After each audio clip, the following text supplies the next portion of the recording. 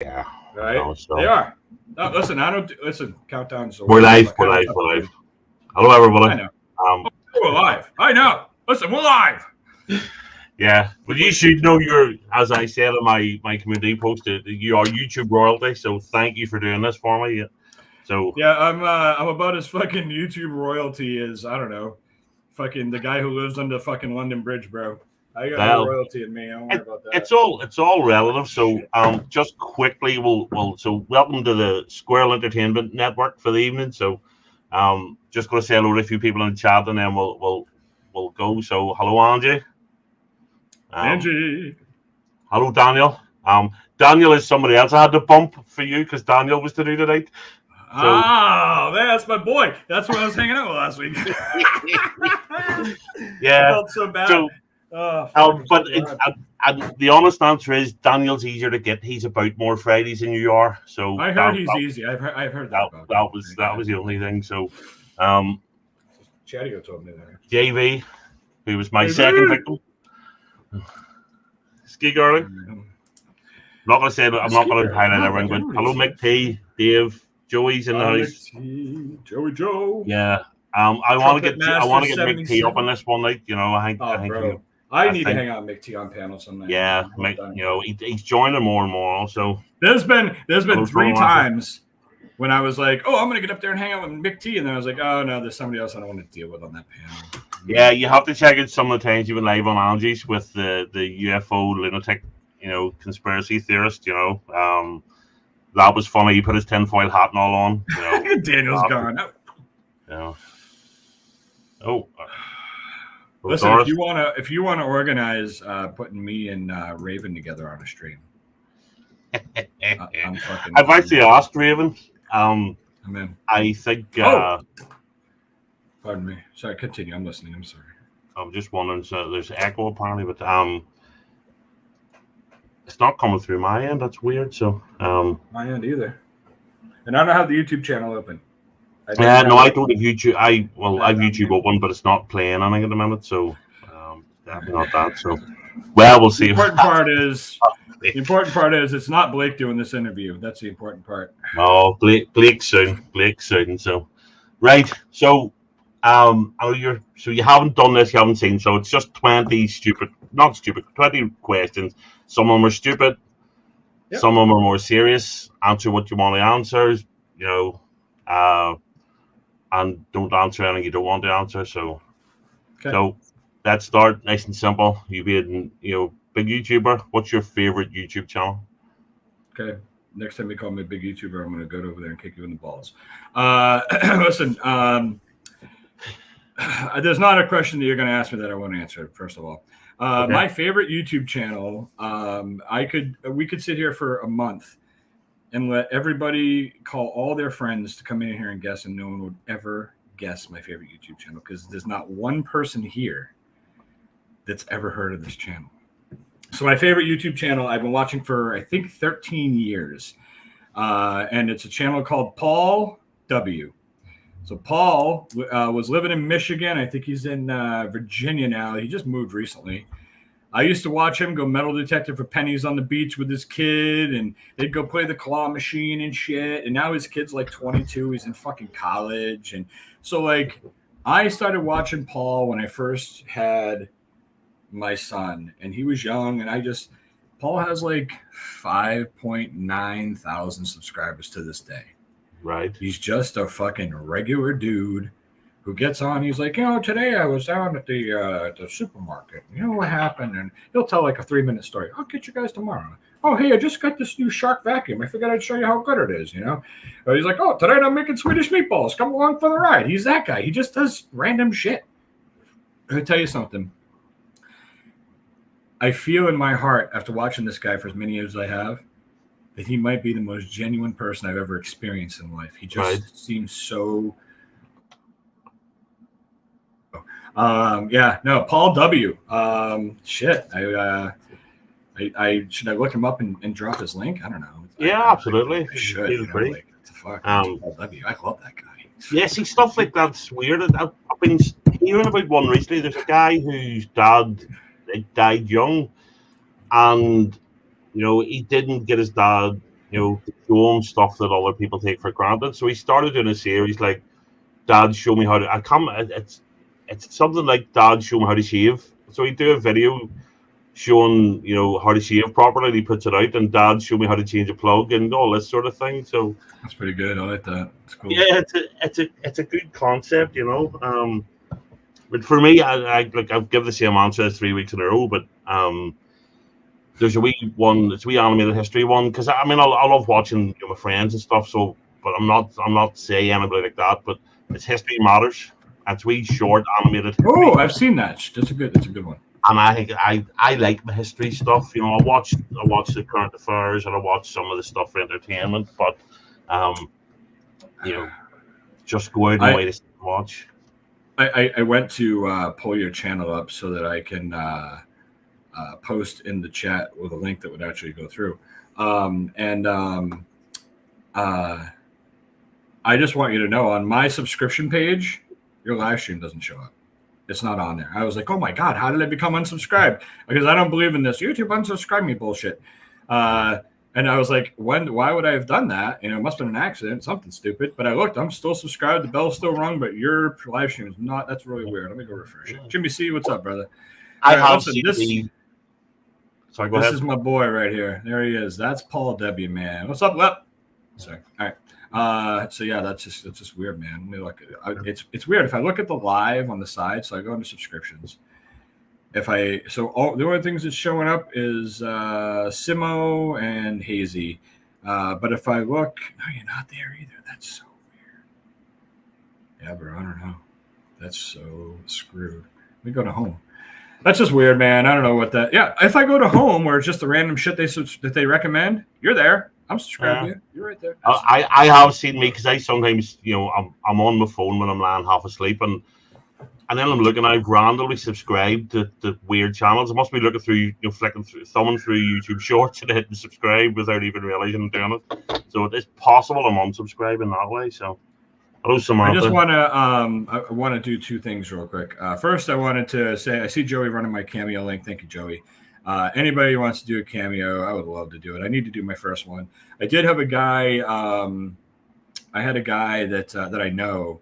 He's a customer of mine. And his rep was telling him that I do YouTube and that I'm on Cameo. So I was there, and he's like, "Hey, are you the guy on Cameo?" And I was like, "Yeah." And he's like, "Dude," he's like, "I got to write it out and put it together, but I want you to do a video for me." I was like, "Sure, man. What do you want me to do?" And he's like, "I need you to apologize to my brother." And I was like, "You want me to apologize to your brother?" And he's like, "Yeah, man. I did him wrong. And he won't accept an apology from me. He won't even listen to me. So I just need you to apologize to him, and then I'm going to get somebody to show him the video." And I was like, "Why don't you just do a video of you apologizing to him?" He's like, "Because as soon as he sees my face, he's going to walk away." I was like, "I'll do it, man. I'll apologize for you." So I've been thinking about it all day. It's going to be kind of interesting, but I think I can do this. I really do. Yeah. I think you'd be good at it because obviously you do the fuck yous, which are always funny. Listen, I'll do fuck yous, birth announcements, fucking anything you want. You want to fucking quit your job? You want to break up with someone? Just let me know. I'll do it. I don't give a fuck. Yeah, that's an idea. If I win the lottery tonight, it's 38 million, something like that. I might get you to do one for my work. So. I wouldn't do that. I would genuinely. I like my job. I have a very good boss. I work for a good firm. So, and that's not just in case they're watching, because nobody over here knows who the fuck I am. So it's not that. So, right, okay. So, question 2 then. Thank you, guys. I'll put that back up in a minute. So now you've done, a lot of the British reaction stuff. What's your favorite British show? I was going to ask you a question, so I'm going to ask. Oh, right. Okay. I said you're going to ruin my 20+1 by making it. So we're doing 40+2 tonight. Anybody who doesn't like that can. Captain said you could fuck off. No, I'm just kidding. I did. So I want to know, what reality show would you kick ass on, and why are you so fucking confident about that? God. Come on, man. There's got to be one that you think you would kick ass at. No, because It's certainly not going to be fucking Love Island or something like that. Yeah. Survivor, maybe, because I drown about 8 people. I just push them into the sea. Just you fuck off. Sure. Um, uh, I don't know. I Listen, could. I'm I gonna be honest wouldn't. with you. I don't know how big you are, but I'm a big fucking guy, all right? Us big guys, we don't do well on fucking Survivor, okay? You want to put me on a fucking show? For me, it's The Real World. I don't even think it's on anymore. The Real World, I would love to go on The Amazing Race, bro. But Right. I would get fucked. I would get fucked on a heights thing. I'd freeze. There was no way I Uh, could do it. No way. Like, oh, you're just gonna scale face down the front of this building. Yep, fuck off. Put me on a plane. I'm out. See ya. Squirrel's going home. I think. Do you remember Big Brother when it started? Back when it was interesting. When I watched it at first, because to me it was like an experiment. Stick a bunch of normal people in a house, put cameras on them, and I loved it. The first couple of series here were brilliant. It was like the real version of the Truman Show with just multiple people, and they knew they were on the show. Yes, yeah. and I loved it to begin with because it was just normal people. But then what they realized was if you put some weirdo on it, all people talk about it. Then it became just all weirdos, So you know what happened with reality TV? I truly believe that like the season 1 and season 2 of Real World were about as real as it ever got, and even those were manipulated because as the season went on, the producers were kind of pushing things and pulling things. They wanted people to argue. They wanted more drama. They needed it for the ratings. Yeah. So, but after that, they started they would interview and they were taking people that they knew would become problems. They would feed them again behind the scenes. Once you got 6 or 7 seasons in, then you had reality TV stars. And these reality TV stars were showing up on different shows and get out of control. Yeah. So thank you for answering that. I appreciate that. I don't think I would kick ass in any of them. I would do an old school Big Brother, but the problem is the people in the house would hate me, but the viewing public might leave me in because I don't tend to tolerate wankers. I think I think you should. I think you would really excel as like a chef, like a judge on a chef show. That's what I would sign up for. I want to be the judge on the reality. Except you're not allowed to be mean anymore. So we've got Britain's Got Talent. You've done a couple of clips of it. Right, so Simon Cowell get famous, Gordon Ramsay get famous for being mean, all the rest. David Williams, who was one of the presenters over in the UK, lost his job because he made a mean comment in the last series and somebody complained. Oh my gosh! On a reality fucking, I forget. We live in a virtual fucking bubble. So, okay, so I'm just going to say I am half ignoring the chat because this is I will check in on them, but because we're talking and doing. So it's not a panel show, JV, before you shout at me. So, right. Like crazy. Second question then. Well, dude, this is tough for me. I want to start by saying my favorite UK show so far, Still Game. Love Still Game. I just started going through the last couple seasons. I'm doing them on Patreon. I'm loving it. Excuse you. Pardon me. Thank you. You're all on the microphone. I look at the microphone. I'm talking to the. Thank you. Anyway, I apologize for that. Sorry, I'm just sorry. Still a game I love. Let me think.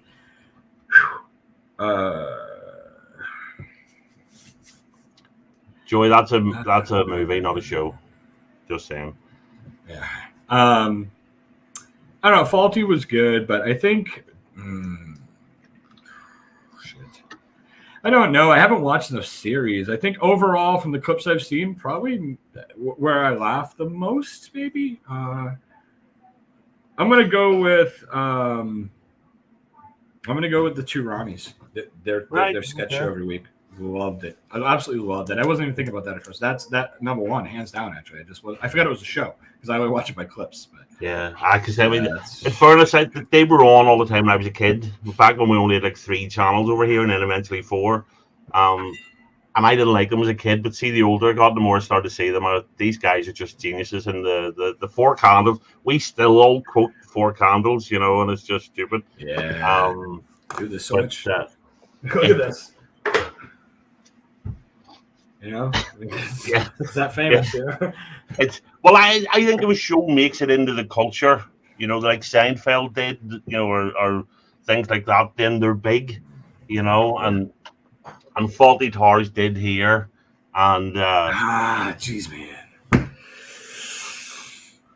see, there's a couple of new ones. And see, Daniel's doing one of my all-time favorites at the minute, the IT Crowd,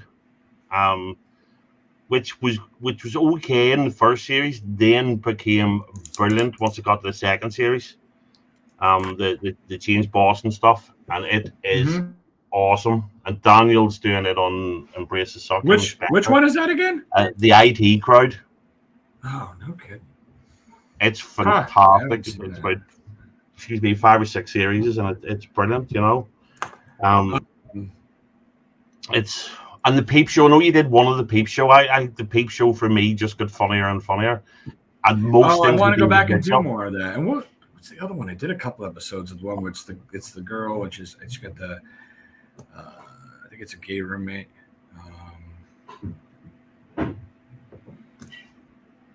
It's what the hell is the name of it? Gimme.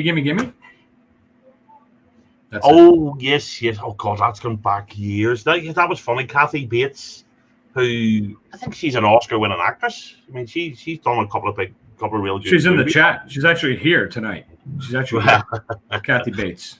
Yeah. Yeah, she's a fantastic actress. She was a fantastic actress. She was Perry, and Kevin and Perry that Harry Enfield do. No, you never seen Harry Enfield does. One of the Kevin and Perry, the spoiled teenager with the ginger hair, and his wee mate. No, I know Harry Enfield, but I haven't seen that. Well, yeah, there's one of the famous ones. There was a movie. He did a movie on it, Kevin and Perry, and she plays Perry. And one of the funniest things ever, when Perry goes to Manchester for the afternoon, goes back talking like Liam Gallagher.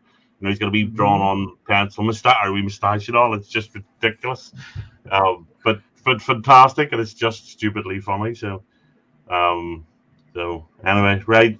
Well, I wasn't prepared for this. I might have to open a bottle of whiskey here. So hey, when was the last time you felt like it was damned if you do, damned if you don't? What was the last situation like that? That's my question, by the way. While you're answering that, I just want to let fucking Dorito know it's neither one, Dick. Sorry, go ahead. He texted me. I don't know. I suppose I feel like that every day. I just life just feels like a fucking grind. You're working. It's and it's going to sound boring, but they take a chance and spend this fucking £80,000 on a product and order it, and then it doesn't sell. You know what I mean? Or do they hold off, and then the salesmen go, "Where the fuck's our stuff? I can't sell this. It's your fault. I'm missing target." Not a particularly interesting answer, but it's just I get you, man. I'm in those situations. Listen, honestly, I kind of had that feeling earlier tonight. Not about what I talked to you about, but before we went on to, but right before that, just for good no drama, please and thank you. Why do we always start in trouble? Yeah, Dorito. I mean, seriously, man, can we mute Dorito? But anyway, this lady had they delivered a wrong varietal line, and it's the weekend for his restaurant. And this lady's like, "Yo, I got multiple Gianos supposed to get Chardonnay. I need this for the weekend. I'm out." Yeah. So I run to the warehouse and I'm like, "Yo, I got this meeting up the street at this Mexican restaurant that I'm opening up. I need you to put some Chardonnay in my car so when I come back, I can bring it out to this lady and swap it out so she's good for the weekend." Warehouse guy's like, "Perfect, no problem. How many do you need?" I said, "Throw in 2 cases." He goes, "Great." He sends me a text message. "I put the 2 cases of Chardonnay in your car." I was like, "Thanks, man. Awesome. You rock." I get to the restaurant. I walk in. I put them on the table. I'm waiting. She comes around the corner. She looks at me. She goes, "What's this, joke?" He gave me 2 more cases of Montepulciano, the idiot. So I'm just standing there and I'm like, I don't know what to tell this lady. She's out of Chardonnay and now there's nothing I can do. I was fucked. I just stood there stammering. I felt horrible. Anyways, that was fucked either way. Anyway, tried to be good. Sorry, go ahead. Next question, please. Livestock Network. What's going on? Why have I not shared? I gotta share this fucking thing. Jesus, that's what I was looking for in the first place. Go ahead. So I'm listening. Okay. I'm totally listening. So what's been the best experience of your life? Whoa, man.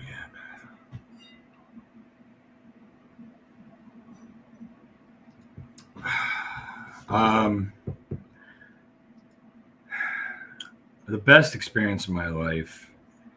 Hold on one second. Let me finish this, man. I'm just. We are. There we go. Okay, just want to share this. There we All right, so this is fucked.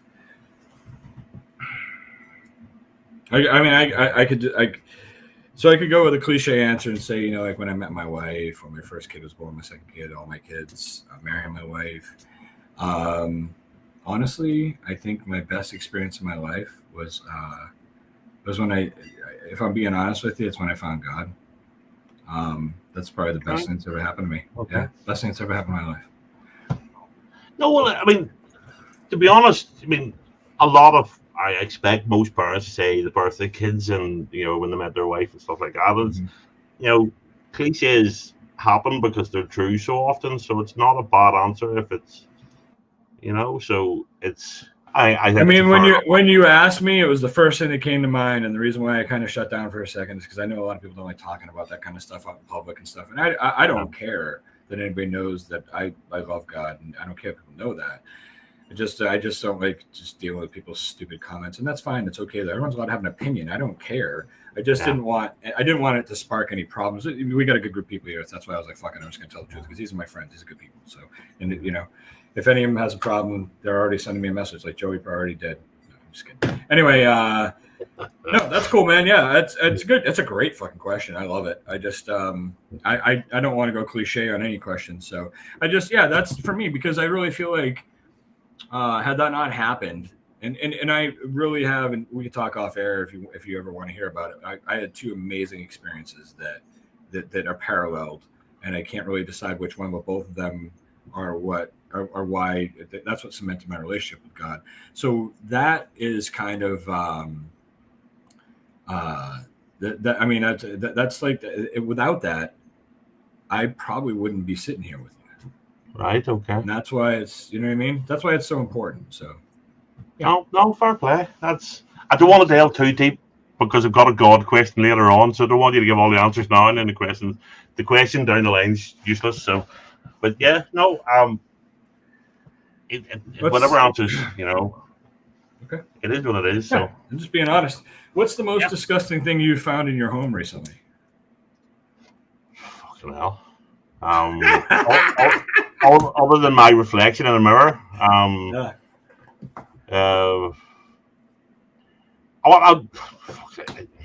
Jesus, we try and keep a relatively neat and tidy house. Dead mouse, dead. We every winter. Yeah, every single winter, as soon as the weather fucking turns. So I always have mouse traps at the bottom of the hot press and stuff. Bit of Nutella on them, because they love the Nutella. Mm-hmm. And but when you forget to check the things and you're walking in, all of a sudden there's a wee bit of a whiff of something at the bottom. For fuck's sake, Yeah, so, and the good thing about like Nutella, I use the Nutella peanut butter. We put I just put them out. My wife got these really cool ones there. It's like a fucking, it's like an electric chair. You put the thing at the end, and right at the end there's a little pad they have to stand on to be able to get the food, and it just it gets them. So they die quick, and you open it up, you dump them, you close it. Boom. So I use the peanut butter or the Nutella. We used to use cheese, but then when you want, if a mouse doesn't come after a while, you got to kind of swap it out. Yeah. And the peanut butter, if I'm going to lick the peanut butter off the trap, it's better than eating a moldy piece of cheese, So it just makes it. But when I'm going to swap it, and I suppose obviously the thing is, they are clever wee buggers, so they can take stuff off the bloody traps and run off. So they can't do it with something things like an old melted bit of chocolate or bars or something. And that's what this is. It's a box, and they have to go in and turn around, and it's at the very end, and that pad's like this big. They can't get over the pad and get it. Yeah. So it's great. It's closed in box. Okay, so question 4 then. What would you trade for fame and fortune? So to get fame and fortune, what would I trade? Yeah. I don't know. Fucking dollar. I mean, I don't know. With the least amount that I had to get it, the least amount of anything. If it has to be something material, I mean, I don't know. I wouldn't trade any of my friends or family. I wouldn't trade any of my relationships with anybody. I wouldn't do any of that. I never ever would. I've always wanted to stay the same guy. I always will want to stay the same guy. Ever. I mean, I'm not. I'm not that big on YouTube, but when I was growing and I kind of had that spurt and blew up a little bit, it was cool and it was fun. But like, whatever, man. I'm still just the same dude who likes to hang out and chill with everybody. You know what I'm saying? Oh, I'll never right. be different, man. I wouldn't sell my soul like that, but I would sell off material things only. Yeah. Fortune, I would work towards. Fame wouldn't. I'm still struggling with this stuff. Just being on camera on YouTube amongst friends. So the thought of walking in the street and people going, that would be just, you know, I couldn't cope with it. So, right, you go then. All right. What's the most ticklish part of your body? I love it when you're like, Yeah, no. Um, and I have to say, I actually made some of my questions more sensible for you. I one of them for Joey is what's your favorite color and stuff, and then you're asking me where I'm more ticklish. Well, Uh, I just threw that way. I can change it. I've got no, better no, no, questions. no, Sorry. no, no, no, no, I no. thought I'd throw in a funny one because We're, be we're, too we're serious. going to commit it. I would say probably just the bottom of my feet. Okay. Yeah. So yeah. Okay. Let's go back to it. Question 5. You dabbled with comedy when you were younger. Do you ever wonder what might have been? Every fucking day. Every day. I wanted to be a comedian. I have books and books and material that I've written. I wanted to be a comedian so bad. I just don't want to suck. And then if when I finally get over that, I just kind of, by that point, I was just kind of doing so much other stuff. But I did do some roasts. I've hosted 8 roasts. I've been roasted. After hosting so many roasts, I became like the roast master of Sarasota, Florida, pretty much. And then I finally got roasted as I was getting ready to leave. But yeah, oh man, I love it. I was afraid of. I also was afraid at a young age when I first started writing comedy. I've got all these comedy books on how to write comedy and stuff. I started writing at a very young age. I was on my own.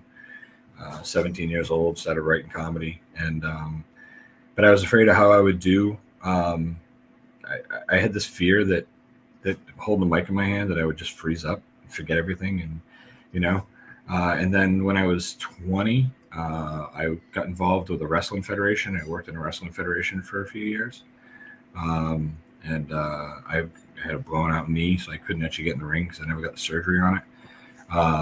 So I became a manager, and I went down, and I just honestly, what happened was my buddy wanted to be a wrestler, and I met a guy who owned a wrestling federation. I hooked the two of them up. So I went down to the show, and I was like, cool, man. I was like, here's my boy. We came backstage. I got to meet everybody backstage, all the local guys and stuff. I got to meet Tatanka.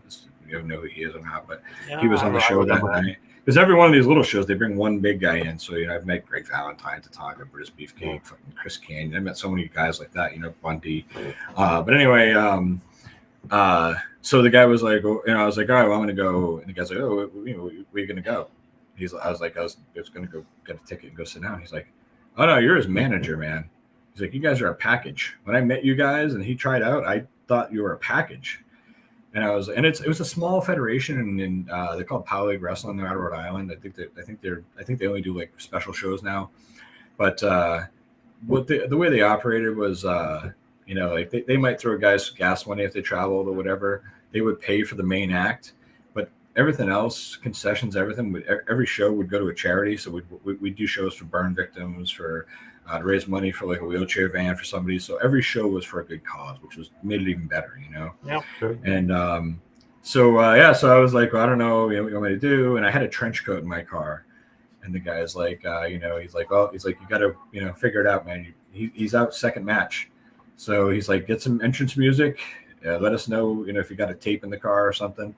And I said, I do. I got a Casingle. I got a Casingle in the car, man. I'll get the Casingle. And I grabbed it. And I grabbed the trench coat, and I had a briefcase in the back of the car that I picked up at a yard sale. It's from like 1953. It was big, It looked like a suitcase, but it was a briefcase. And I walked in, and I gave the guy the tape. And the guy says, all right, cool. Here's what's going to happen. You're going to go out first. And you're going to introduce him. I was like, whoa, I can't do that. He's like, no, that's what you're doing. And so I was like, ooh, Dave Birch, what's up, brother? So anyways, they play my music. I came to the ring for 4 years to Pop Goes the Weasel by third base. And then I came out to the ring, and the ring announcer handed me the microphone, and I looked around the room, and I picked it up and put it to my lips. That was it, man. As soon as the first word came out of my mouth, it was like a fucking drug. I loved it. I couldn't fucking get enough of it. I ended up having like fucking. So my name was Aristotle. I had a group of guys called the Apocalypse Throng. I wanted to have like the Heenan family, you know. I had the tag champs. I had the New England champ. I had the heavyweight champ. I was a fucking force to be reckoned with Rhode Island, bro. Right. I wasn't, but my guys were. But I loved it, dude. I did all kinds of segments in the ring with all my guys around. I was the mouthpiece. I was like Paul Heyman of this shitty little federation, man. But I loved it. And then life got away from me, man. I never ended up just taking my shot, and I missed it recently. And I stayed home for other things that I had going on in life, but I really wanted to go, and I was gonna get on stage at Joey's show. I really was, and I didn't make it. It sucks. So maybe next time. Yeah, because I know Joey. I know he only done it once, and I can talk about the time. And I only know this from listening to comedians. You have to just go night after night and do show after show. You're going to suck. You're going to bomb. You just have to get up and bomb and bomb. Well, that's the thing. I've matured now, and I'm okay with that. Yeah, because I'm pretty good at back and forth too, and I think that learning that skill and honing that skill, where if I do suck and someone heckles me, like, you're opening the door for me to get better because I'm gonna fuck you up. You know what I mean? Like that's just So what's that? Dude, I started a wrestling channel, just so you guys know. I haven't done anything with it yet, but it's there. I'm gonna do it. This is what I should be doing. I should do what I know best, and that's wrestling. So I'm gonna start doing a little show. The fuck ever, whatever it is, it's like we'll do something. Anyway, sorry. So I don't know, man. I just that's what I will, because Joyce, I mean, I said you have to ask him about comedy. I said, look, I've already got a comedy question asked. I fucking knew this came. And one of the things I said to him was, I think you're funny, but I think your humor suits us over this side of the pond, maybe than the average American. I think. There's a reason that we have a wee group that all click with each other because we've all, you, me, JV, and Joey and people like that. We have a very similar sort of sense of humor. I think you have a very, very dry wit. It's very calculated. And it doesn't translate necessarily to every crowd. But maybe I'm wrong. That's just my opinion. I appreciate that, and I agree. I think I think that. I think that's kind of why I gel so well with it. You know what I'm saying? Carlo, the fuck you videos are coming back only on Cameo. I think I've decided that I'm just gonna do them that way. That's all. I'm not gonna. Yeah, you might as well pay it's too much content to make for free. It's just too much. Yeah. So what did you want to be when you grew up? Like when you were a kid, it must have been something. You want to be a vet? Yeah. I hate people. I love animals. If I had to choose between saving, a bus full of puppies and a bus full of kids, I'd push the kids off the edge. I just much prefer animals. I just think they're better people. There's very little evil in animals, very little vindictiveness or just pure spite. For the most part. Oh, there's always exceptions. I'm not saying I want to befriend a tiger, but I love animals. But I'll be honest, I wasn't a great student. I went to a school that I was really unhappy in, and I didn't go to enough classes, and and I missed out. And you need to be really good on your sciences, and I fell behind in my sciences, and just so it never happened. Now I'm sort of glad now as an adult because it's one of the most depressing professions apparently. Because people like me growing up think, oh, I'm going to look after the animals. And all you end up doing is putting people's cats and dogs down all the time. You're killing animals all the time. Yeah. Sucks, and so it's hard. Right there. There you go. Thrash. It's so hard to see animals being put down. Of course. Yeah. I fucking cried like a baby when I had to put my dog down. Yeah. Fucking was horrible, man. Still one of the hardest things I've done in my life was a lot of years back. Me and my brother, would take my dog Lucy down and hold her while the vet put her to sleep, and the two of us walking out of the thing. I'm 6'3", I'm a big guy, and my brother's big, and two of us bawling like fucking babies walking out of the vets. Just and even the vet won't go home, because he knew don't worry about the bill, you sort us out next time and all. It's tough. So doing that as a vet, it's the thing that makes me tear up more than anything. Animals. Yeah. Outside of my family, it's animals. So Listen, I hope I'm not the only one when you said I'm 6'3", I'm a big guy, and my brother is, and then you just said a big guy too. I was really hoping you were going to say like 4'9".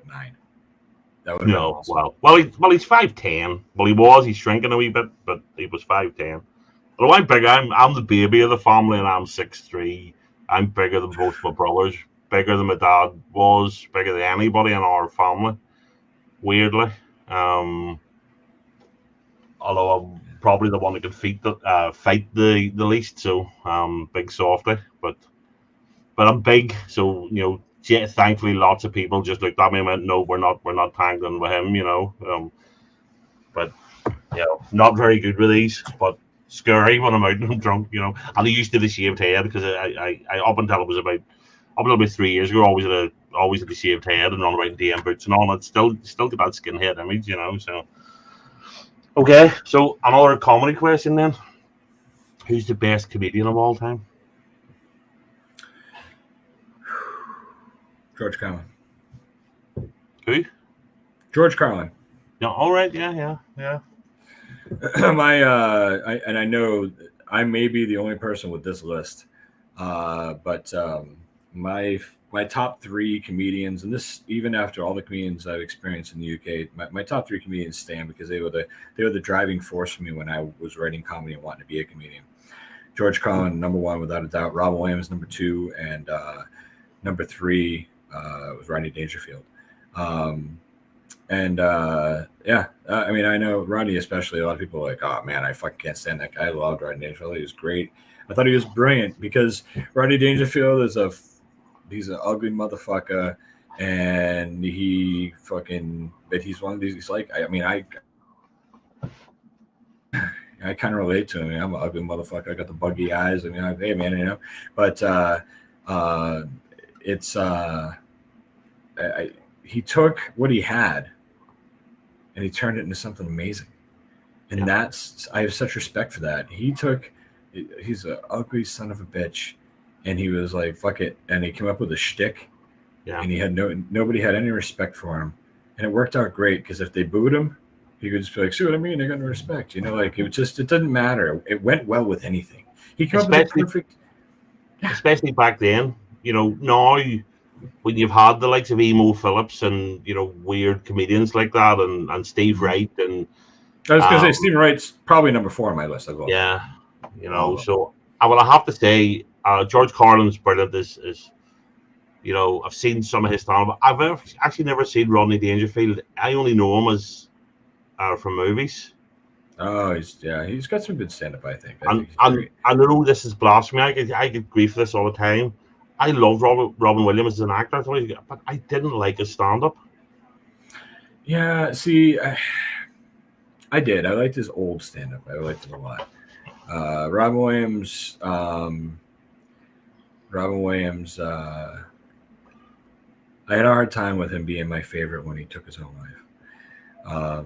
And then I realized that I had to take a step back and think to myself, I was just disappointed, and then I thought to myself, you know what? I can't do that, but some people can, and he did, and he had his reasons, and especially when you find out later on that he was diagnosed with a horrible disease and he was dying, and that was part of it too, I'm sure, and it also affects your mind, and so I kind of felt a little bit of like I was angry with him. But then I realized like I'm angry because he took away what I loved. That's a horrible thing to be angry with someone who's dead. Yeah. And I immediately like thought to myself, that's horrible. I can't be mad at him for that. He had things that I don't know about, and you make your decisions in life. I've got a thing with my friends. All my friends know. If you take your own life, that includes overdosing. I don't go to your funeral. That's it. I'm not. You take your life. I'm not going and I'm not going and being. I'm not. I'm sorry. If it's a relative or something, that'd be a different story. My friends, I'm not going for everybody to cry on each other's shoulders and everybody pretend like they love each other because you killed yourself. It's not happening. Not doing it. Oh, it's tough. Although I'd be honest, I don't do weddings or funerals anyway. And we have sort of, if I outlive the rest of the household here, I mean, they have all made me swear. There's no funerals. Just take the body away. Just even my dad, we just cremated him, and yeah, because Sure. I think it's difficult for people because you end up feeling like you have to go and visit a headstone and stuff like that, and Has that happened? Like, has that happened yet to you? Like, does your mom come over and be like, "Oh, I haven't been here in a while. Where's your roommate Jim?" You're like, "Oh, Jim died 6 months ago. We just took him out. He's fine." no. Oh, that's good. All right, good. I look, I keep a very small circle. I just I don't. No, I got you. But Dave Allen was awesome. Was very good. He was, but I don't know if it's because he was the funniest or because you and I were talking one night. We're talking about your reactions. You made the statement that you love doing them, but you're not quite sure why somebody watches them. I know you remember you, me, and AB were on. Yeah, well, I just was. I'm not. I've just never been a big fan of reaction Yeah, videos. That's all. but I'm not a fan of them, so I don't. Yeah, But people love them. yeah, and I sort of said that night for me it's nostalgia. So that's why when all the old stuff come on. But Dave Allen, I said specifically that night, when Dave Allen comes on, it makes me remember my dad fondly because my dad absolutely loved him. And my dad would sit and laugh and laugh and laugh when Dave Allen was on. So that's Yeah, why. Dave Allen's a great call, and also I see and I see some people mention Mitch Hedberg. Loved that guy. Absolutely loved Mitch Hedberg. We just lost him too early. I didn't get a chance to completely fall in love with him. And oh yeah, the Ronnies are awesome. They're fucking amazing. I see David mention Ronnie Barker. You got to nod Ronnie Corbett as well. Les Dawson. He's amazing. But right here, man, Billy. Let's be honest, man. Billy's the fucking ledge, bro.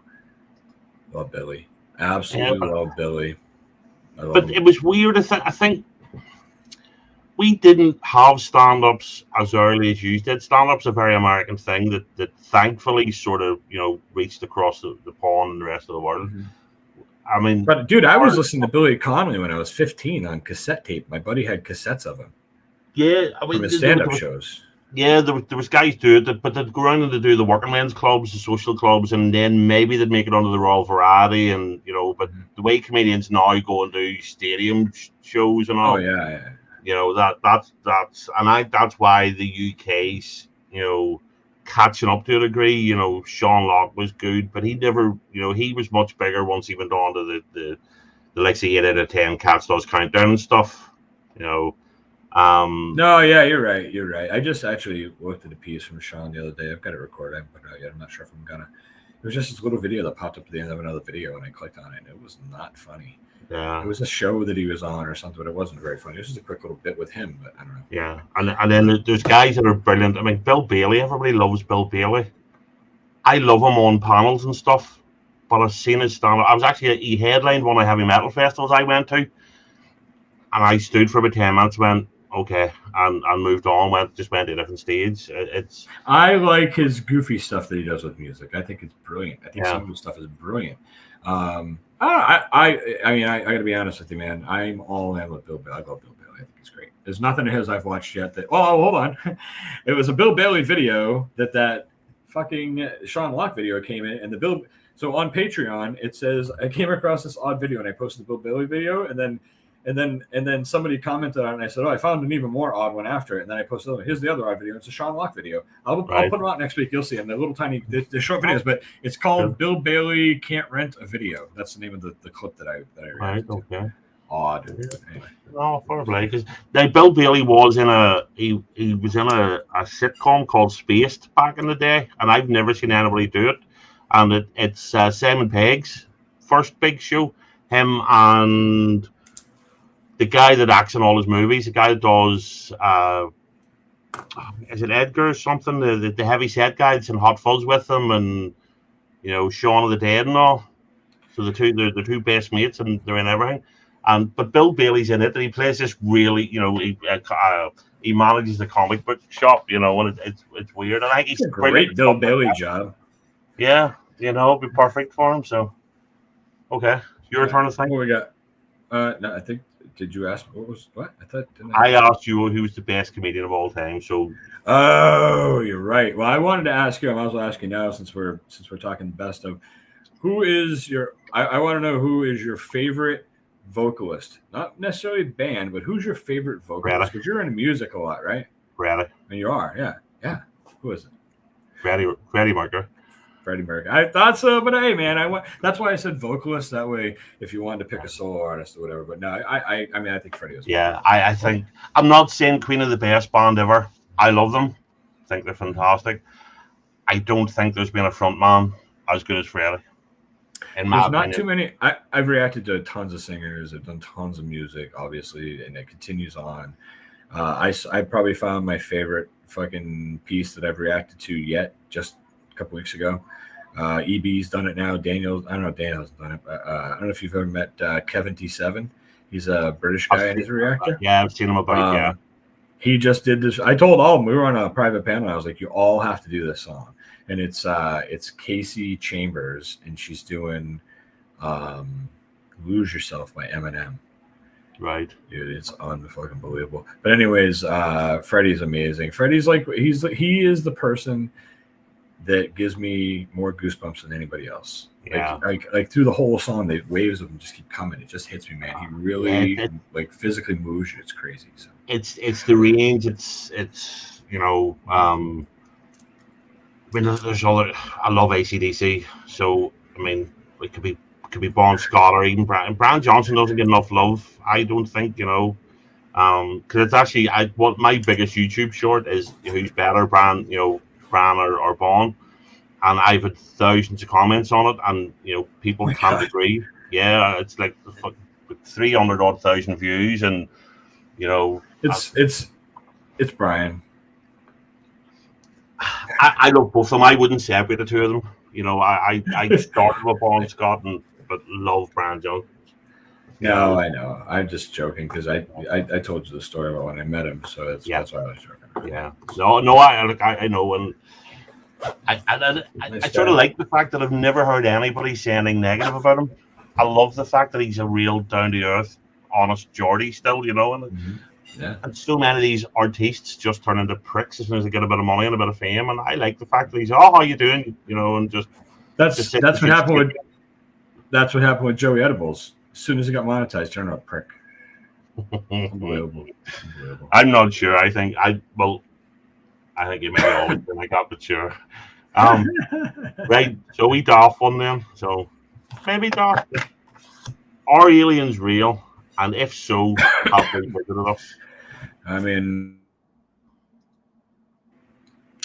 I just got to, first of all, yes to the first question. I can't imagine.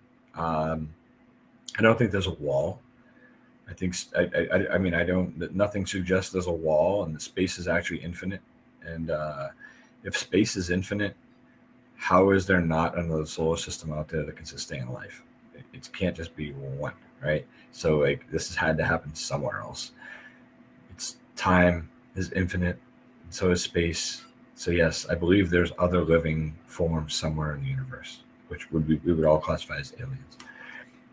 Have they visited us? I don't know, man. There's a lot of evidence that says that they may have.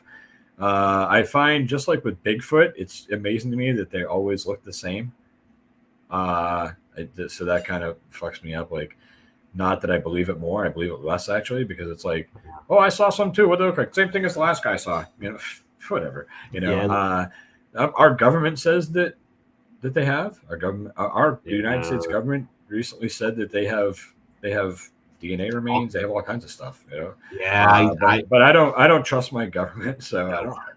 I think that's smoke and mirrors. I don't trust really a lot of the bullshit. Yeah, they put out a lot of misinformation. So. Yeah, every time there's bad economic results coming or some bad employment number or whatever. I think they're real. I think they're real. Have they been here? I think it's possible, but I don't have any like strong belief that they actually.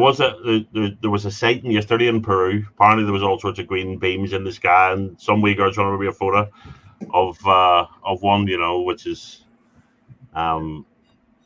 I don't know. I the first part I agree completely. I'm almost certain there has to be. There's just so many. Well, they just intercepted another radio message. Like they're not messages, they're sounds. Something's putting out they're radio transmissions though. So this one they figured it was like 4 billion light years away, and it was like 1.5 milliseconds long, but it's a sound that traveled that far, and it's a radio wave. So something produced that far away. I don't know how they know how far it came. That doesn't make sense to me. How do they figure that out? But that just happened 2 days ago. They announced that, so they just picked up another. Like they've intercepted a bunch of these, but is it a wave that happens as an anomaly from like 2 asteroids colliding? Who knows? Yeah. I don't fucking know how it's. I mean, who knows? So, where's the strangest place you've ever woken up?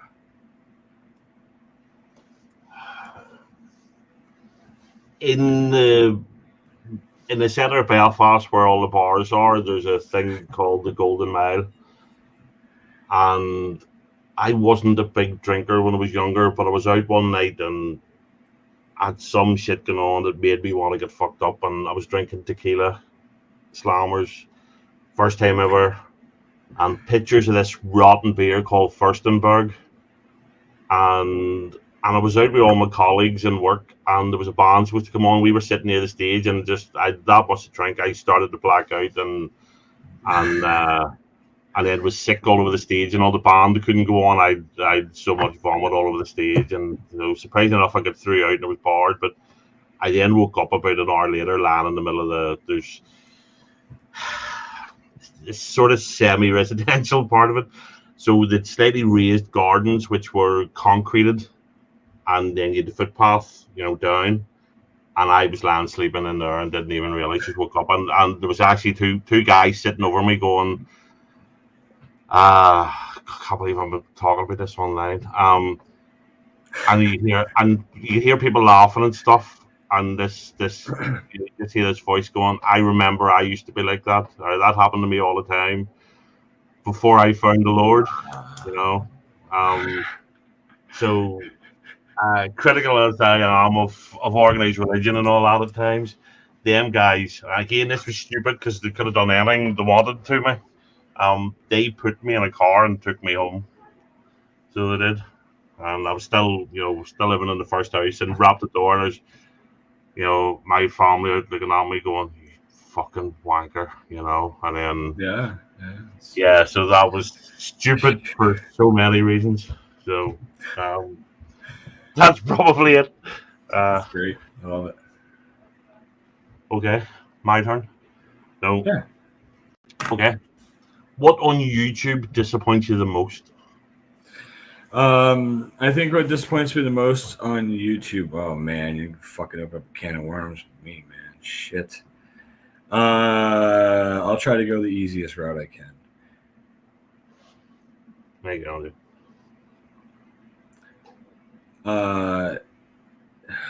Fuck. Try to. Listen. I gotta remember. To be nice.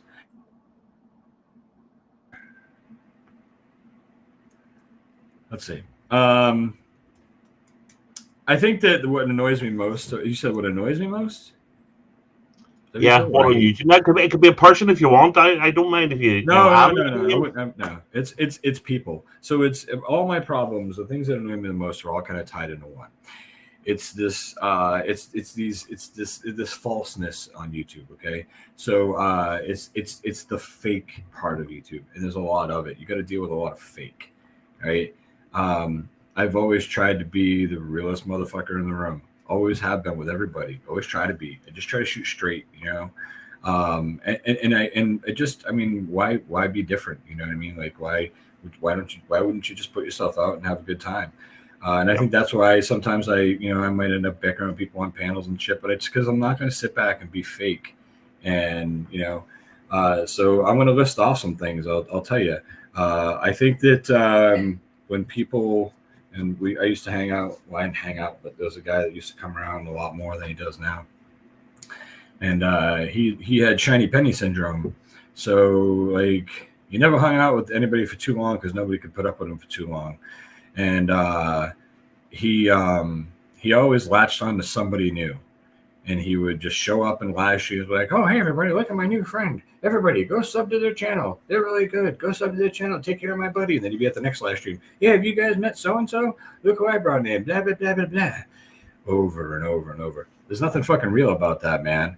You're just bringing somebody around to show everybody that you can make friends fast, but you lose them just as fast. And you're fucking these people's YouTube channels up over and over and over.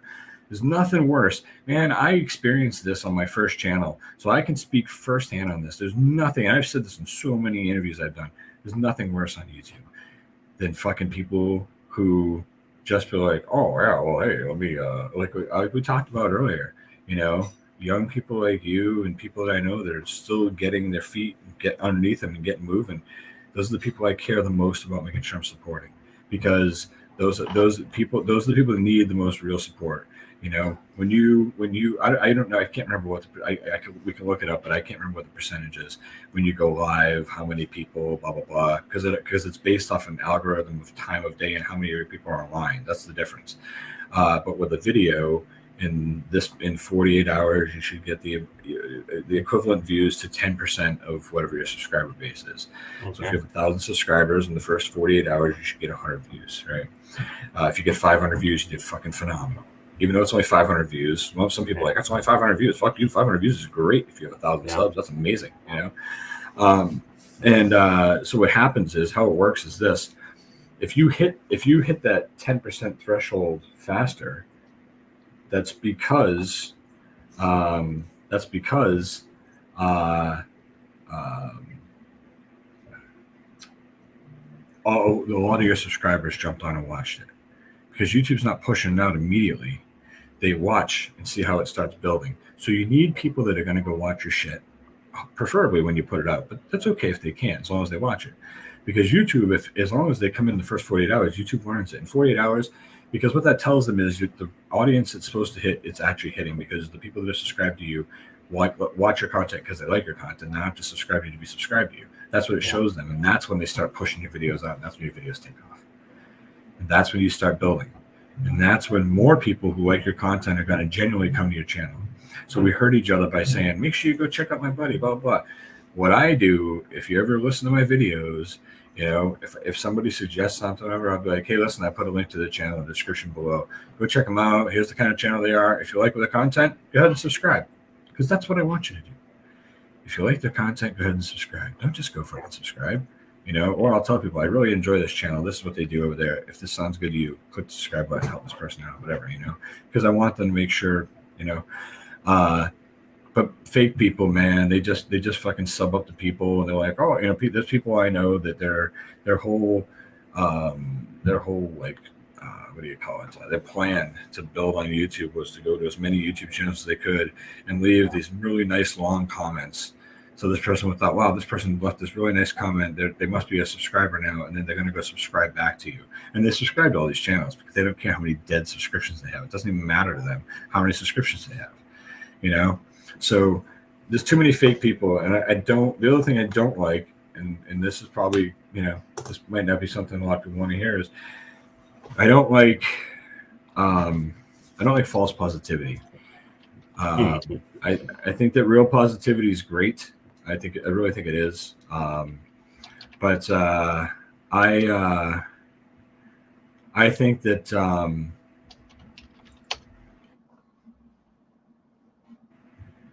I think that lifting people up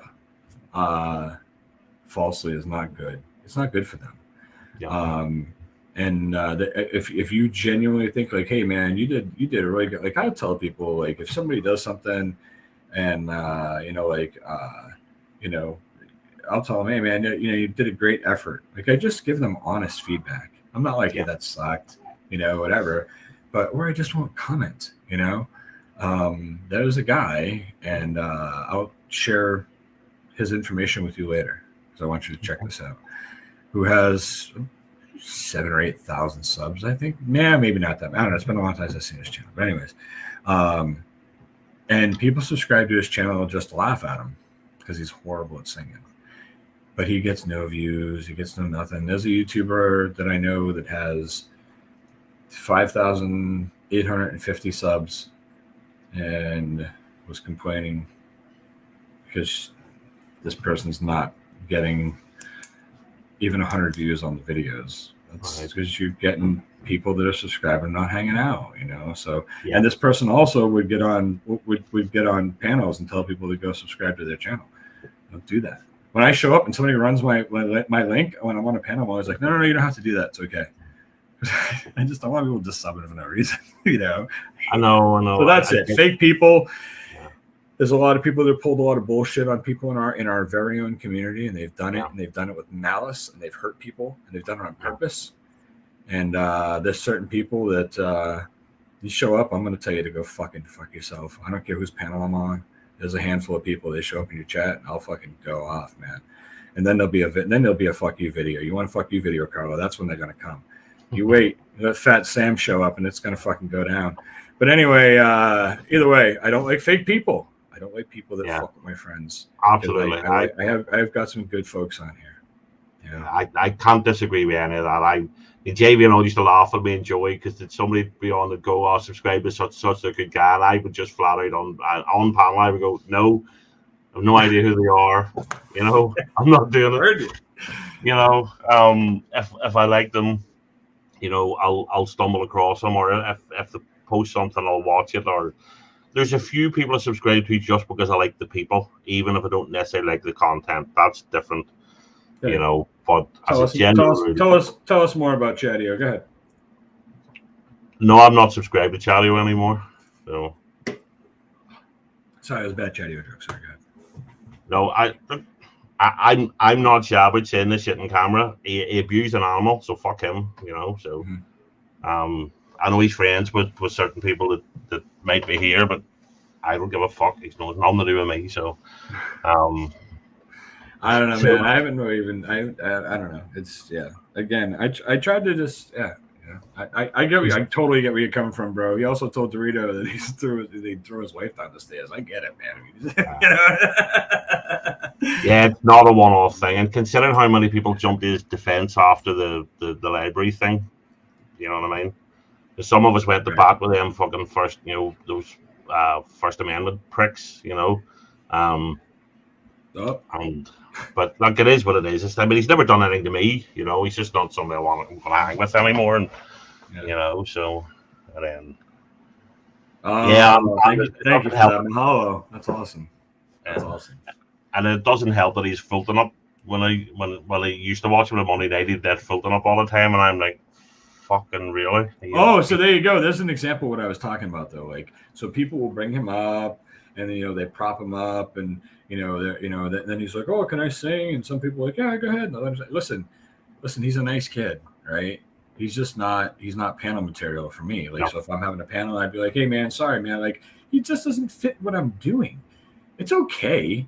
I understand that, you know, he's Fulton and he's operating at his level, and I get that. I don't not like that. I just don't have to put him. I don't like putting people like that on display just to put them on display.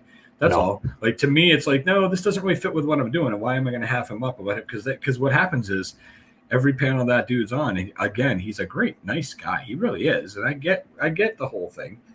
But he kind of, you know, if you're having a casual Sunday afternoon show and you're all just kind of sitting around just there, let Fulton up. Let him have some fun. But if you're having a panel and you're interacting with everybody, he would derail it fast. Yeah, there's a lot of people like that. Absolutely. You know, Ravens like that. You know, there's a lot of people like that. And I'm one of them. Sometimes I come in with the wrong vibe for everybody, and I derail people. Although, Furnace, I like Raven. I think Raven's interesting. He might be nuts, but at least he's interesting. He's fucking nuts. You know, so and he doesn't play well with people in any way, shape, or form. So I did ask him if he'd do this. He just looked at me. He didn't even answer me. You know, so okay. Your question then? Oh, sorry. I was trying to read some of the comments. This is gonna. I don't know. I was gonna ask when I wasn't gonna, and then I just realized. You can ask me anything you want. I might not answer anything, but you can ask me anything you want. What's the biggest sacrifice you've ever had to make?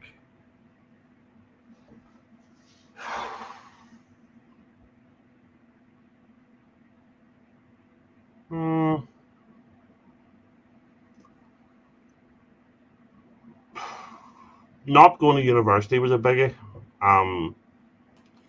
because I went the way our system's slightly different here. So we have well primary school, which would be your the kids go first, then you go to secondary school, and then we go to university, what you call college. So I think what grade does your secondary school go to? Is it 10? I say they weren't grades like that when I was at school. We used to be first year. You'd go primary school. You'd have 7 years of primary school, so P1 to and then P7. 4 freshman, soph. Well, you call them something. No, then we would have 5, which would take you up to what used to be O levels. Then became GCSEs. Then you did 2 years, which would be, I suppose, equivalent to your high school. You 2 years where you do A levels, and then if you did well enough on those, you go into university. Oh, I got you. Okay. Your college levels. I did a video about this. I just can't. Yeah. But it's way, even back then. I mean, our education is cheaper than yours. It still is. But I couldn't have. I mean, my mum and dad were separated. I couldn't put my mum through having to pay, look after me for another 3 years. Even, me working part time and all the rest of it. To go to university. Now, I wasn't completely selfless. I still struggle with people, but I'm okay once you get to know me. But I can't. You put me in a room with people, and I'm the quietest one in the room. So going to university would have been hell for me, as well. But a lot of that was just financial stuff for the house. So you just couldn't have done it, So, but other than that,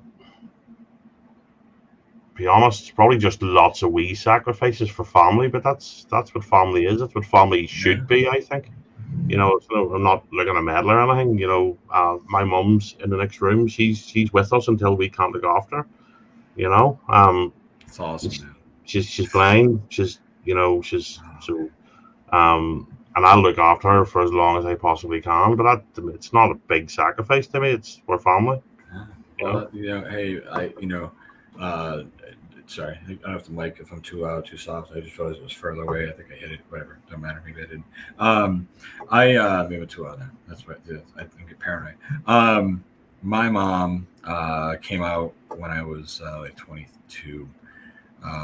She came out of the closet and she ended up marrying. Well, the commitment ceremony to Maggie.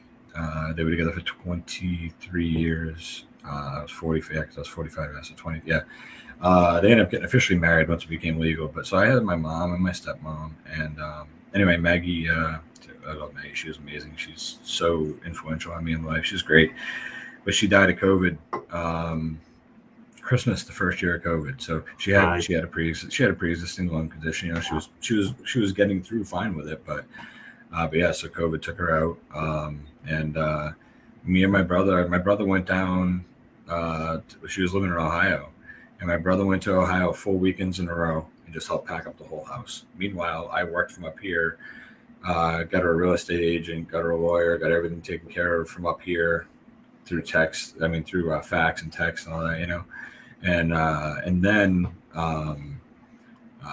got her all set, got the house on the market, got everything done. It was about 8 weeks total, so it was like every other week, and my brother went there. On the 8th week, we got it all set up. She signed the papers on Friday. My brother and I rolled into town Friday afternoon. No, we left here Friday afternoon. We got down there like midnight. The next morning we got up. We went in the house and packed for like hours, and then we crashed out on the floor of the house. And then the next morning we got up, got a U-Haul, and just started loading it. We loaded the whole fucking U-Haul. And then we went and got a hotel. My brother, myself, my mom. The whole house was packed, everything. We slept for just a few hours, got up at like 6 a.m.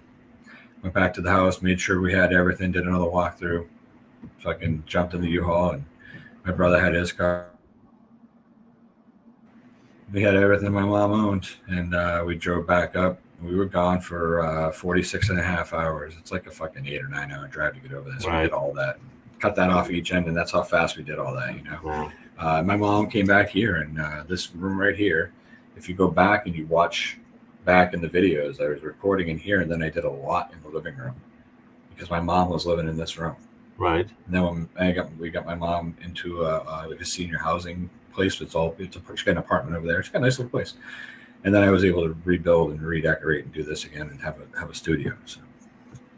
Yeah, well, there's too many people just abandon their family as soon as they can. I don't like it. I think it's, if we can't look after, our family, society's fucked, how are you supposed to look after strangers if you won't look after your family? So, okay. Right, so question 9. Now, again, a bit more lighthearted. What's your spirit animal? Oh, shit.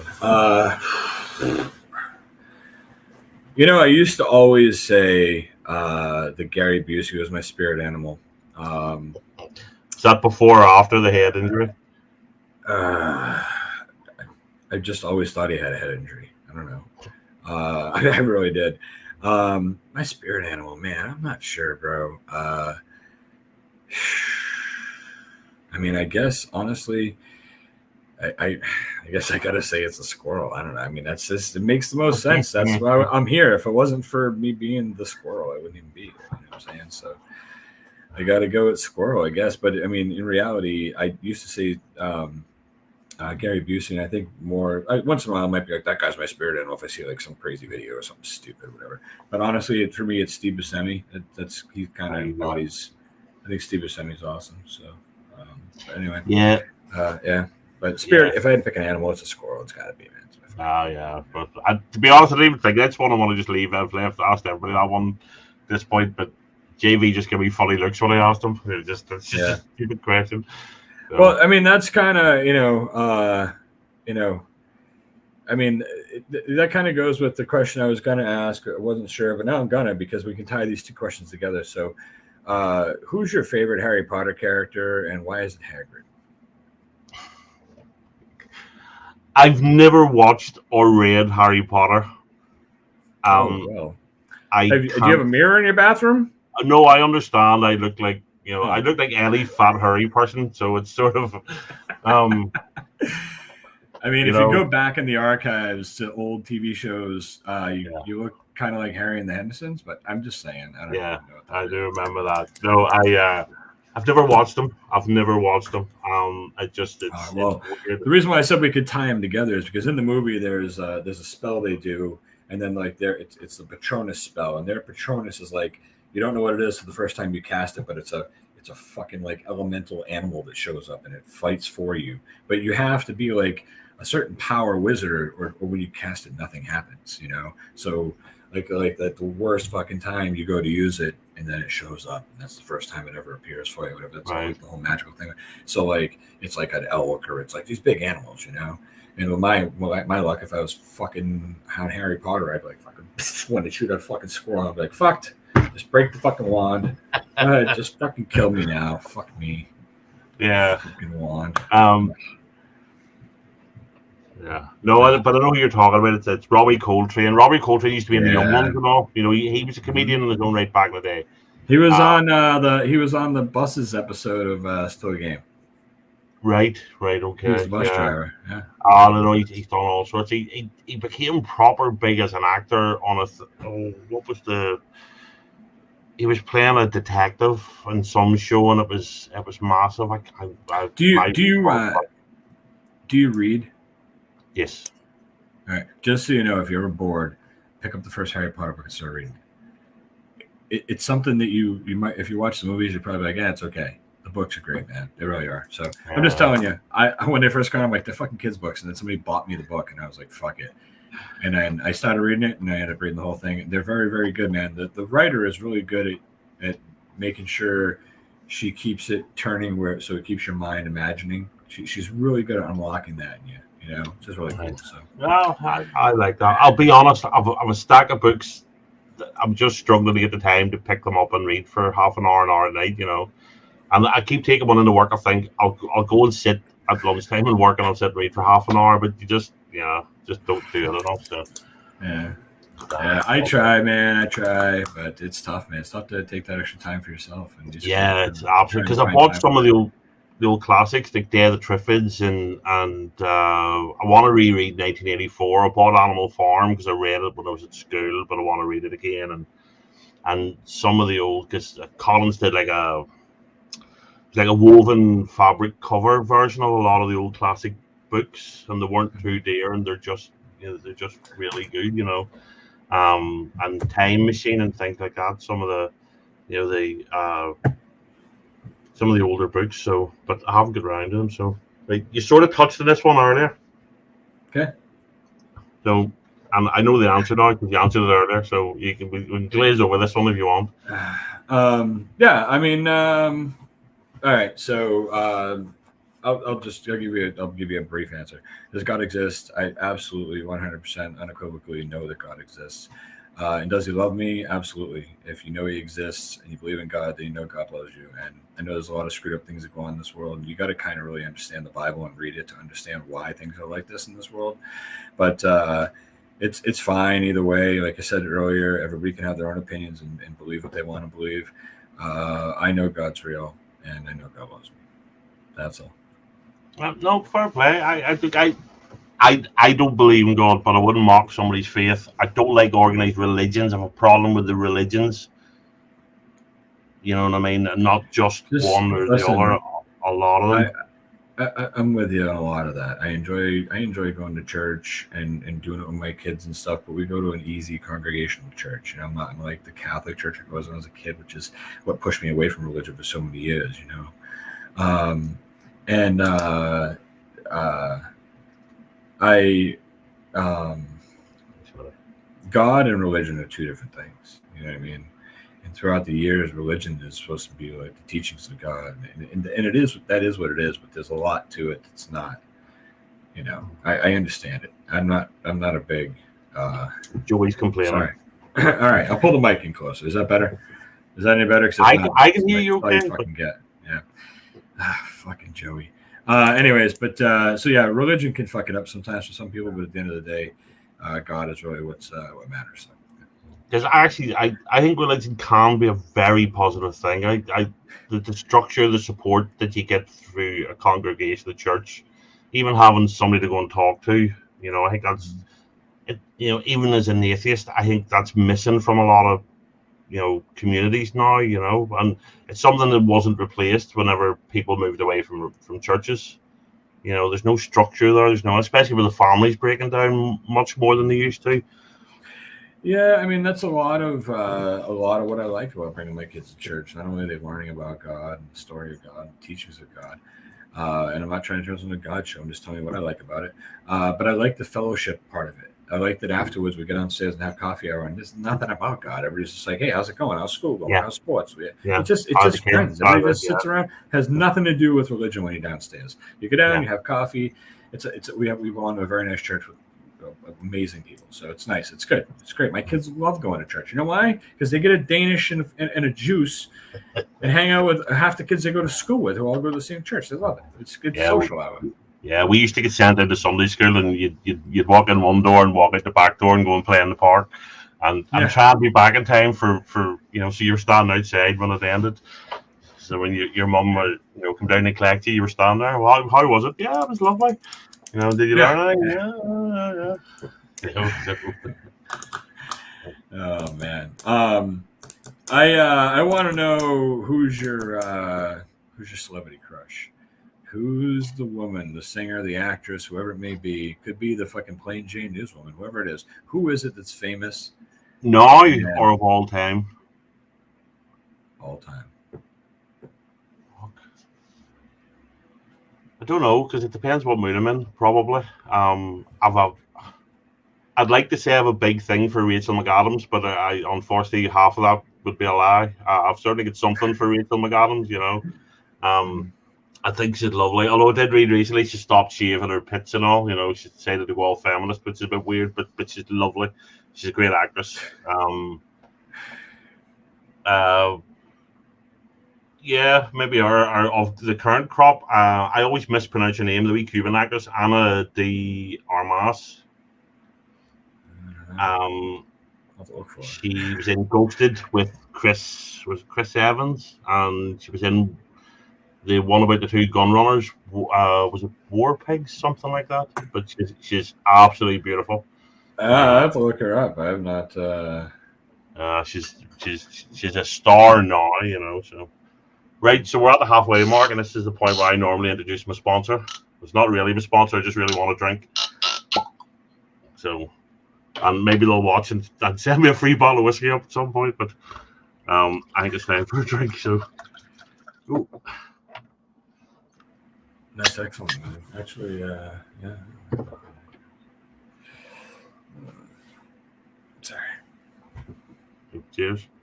Cheers, man. I'm just going to grab a seltzer water here. But I'm not a big drinker. Joey thinks I'm sitting here, I've got whiskey hooked up to my veins or something.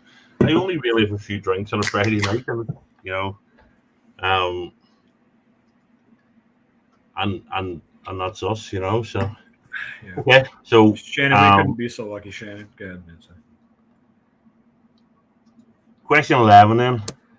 If you could pick one superpower, what would it be?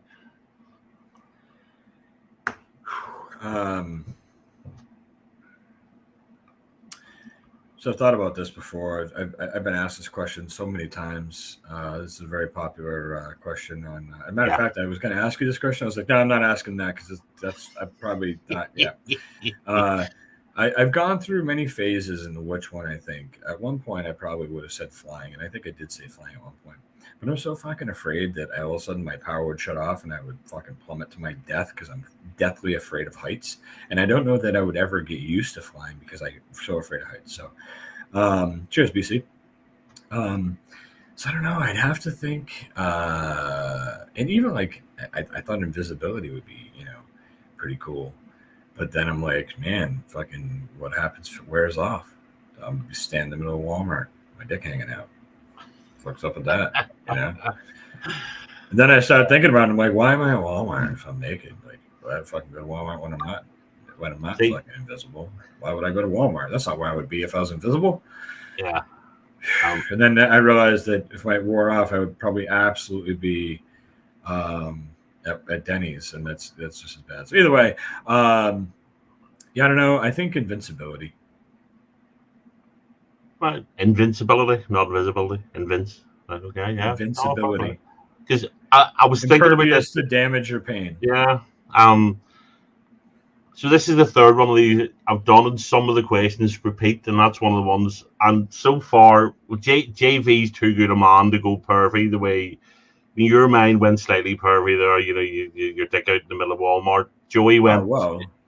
Joey wanted to be invisible, I think, or X-ray vision, so he could look at the women. So I'm actually thinking, once I've done a collaboration, I'm going to clip a lot of them, and I'm going to put together. Maybe even do a couple of shorts or something. Just fucking brilliant. That's what you should be doing. That's perfect, bro. Yeah. So smart, just some of the repeat questions, So I was thinking. Sorry, I mean, I'm sorry. I was thinking earlier, I like the setup because you can take this and edit it and just kind of squish them together and make a nice vertical short video out of these. The way you set it up, it's nice. It's going to work good for it, I think. That's great. Sorry, man. But yes, I think you absolutely should do exactly that. Listen, I don't know if you ever heard me talk about this, but for a long time, I kept telling everybody that I was going to do a live interview segment and call it 20+1. And I... products. So I got away from it because I started just doing videos and I don't do anything live. I never go live, you know what I mean? But a while back I wanted to, and basically what it was I'm going to ask you 20 fucked up questions and I expect you to tell me the truth every time. At the end, you get to ask me any one question you'd like. And I'm going to present you the answer as if it's the truth, but it could be a fucking lie. Too fucking bad. That was the premise of the show. That's what I was going to do. So that's why I was kind of thinking, oh, maybe he's doing that, which would be cool because I gave up on it a long time ago, whatever. But how did I get on the subject? What the fuck are we talking about? Jesus, man. Me doing shorts and stuff. Oh, yeah, you're doing short stuff. And that's exactly what I was going to do. I wanted to pull shorts. That's what made me think about it. Like, oh, man, this would be so much material for me to make shorts out of, for me to do certain repeat questions. Dude, I never talked about that to anybody, but I thought that. It's brilliant, man. That's smart. You should do it. That's going to be great. Yeah, because it's definitely, really I'll be honest, I only even thought of doing this because, to be honest, I miss hanging out on JV's on a Friday night because it's where I first started on YouTube, and it's where I was used to be, and that's why I'm used to sitting up now on a Friday night. If there's nobody on and nobody's doing anything, I'm sitting here looking at the walls going, what the fuck? And I just, I just decided to do something random, and rather than open panels and then it become messy and you don't invite people Too and much then butt hurt. You end up with a good group of people, but then one person on there is a really nice person, really cool, but they got one asshole friend who shows up and fucks with everybody. That happens once. That's very rare in our community, but you know what I mean, like, or whatever it may be, or you get somebody like, oh man, I shouted you out on my fucking yeah. only dudes Reddit server. You know what I mean? Like, you never know. Like, it's cool and all, but yeah, like people show up and then people get mad when you don't let them on panel. I get it. That's why I try to anytime I ever went live, I would always, I would either, I think toward the end I started shooting out invites and stuff, but I would just put the thing in there. You come up, you fuck off, you're gone. I just don't have zero tolerance for shit. Yeah. Just zero. No, absolutely. I mean, yeah, zero. I've only done a few panels, but generally it was over the holidays last Christmas, just because I actually went live Christmas Day and I didn't think anybody would want to, but I said to me, I think it's Joey, I said first, I was thinking of going live, do you want to go? He went, fuck yeah, I was bored, and then JV was, yep, I think they wanted some grown up company. But I don't tend to do it. But the flip side of it is, if I don't want somebody on panel, I'm not going to be guilted into it. I'm just right. Well, hey, listen, this is why I don't go on a lot of panels. First of all, if I'm sitting at this computer, most of my time I'm editing or I'm recording or whatever. But sometimes when I'm rendering a video that's like 33 minutes long, it's gonna take a long time to render. So I'll jump on a panel and then I can sit and make thumbnails while I'm on panel, or whatever. Dual screen, whatever. But man, it takes one person, and it's so weird. So like, it might be a person that one time I was on a stream and that person came sideways at me trying, because I'll be honest with you, I'm not, and this I stand by this 100%. I'm not being egotistical or nothing, but like, I've had people just come at me, and they come at me because I'm the fucking wise ass, because I show up and I roast people. That's what I do. If you're on panel and I show up, I'm fucking you. I'm gonna do it. I keep track of who I did. I start looking on the screen like, oh, I didn't get this guy yet. Oh, get this motherfucker over here. Or this guy. Like, that's what I do because I'm having fun. You're my friends. I want to bust balls. I have a good time with people. And there's always some person who's always like, oh, I'm funnier than this dude. I'm gonna come at him. And it just, and then I gotta shut him up. And most of the time they end up leaving. I'm not bragging. I'm just being honest. Like, I'm not too many people that I go head to head with that I lose. And then if I see that person on panel, I'm like, man, I'm not in the mood to throw down with anybody. And this guy's gonna try me again. He's gonna want a second shot. I ain't got time today. Yeah. And then later on, I'll be in the mood and I'll see him on panel. Okay, that's yeah. No, you're right. I mean, you have to. I think humor is a great way to gauge people, and I, the first night Daniel joined JV's because EB introduced him to us, and then he come up on, and it was quite hectic. But everybody's because he was new, and he had a big, he had a big channel and all the rest of it. And everybody was being nice to him, and I went, "Hold on, wait." And you can't be nice to this prick just because he's turned up, just because he's got 100,000 subs, I see when he laughed, I knew, yeah, I like him. You know what I mean? Because he didn't get all butthurt, and he just laughed. And at the end of the show, he sent me a message on Instagram and says, "What the fuck was this? Is it that mad every week?" And I thought, right, I like him, and that humor just sort of, we'll keep each other that way. I think I think Daniel's introduction to our community. I just want to say I think Daniel's. I like him a lot. He's a great fucking dude, man. Really enjoy him. I'm looking forward to hanging out with him. He actually lives in the same town that my wife's parents live in, so when we go to visit them, him and I are going to have a chance to get together. I think he just seems like a solid dude. He's very nice. I really enjoyed hanging out with him, a couple weeks ago. But people do get way too butthurt, bro. Absolutely. But when he first came into the community, I had respect for him because I knew he was a reactor. I knew he had a good channel and shit, so that was fine. I wasn't gonna, I certainly wasn't gonna poo-poo the guy or anything. It's respect, man. They built a solid channel there, man. Those guys are great, both of them. But I could see how opinions were waning or could wane on him in the beginning, and for different reasons. One, some people were able to just meet him and form a great opinion of him and get to know him, whatever, I can name them all, Joey. Absolutely. How many people have I given a copyright strike to? Stop Absolutely. reading those. I have those marked to ask you at the Sorry. end. Oh, okay. All right. Sorry. So I keep forgetting.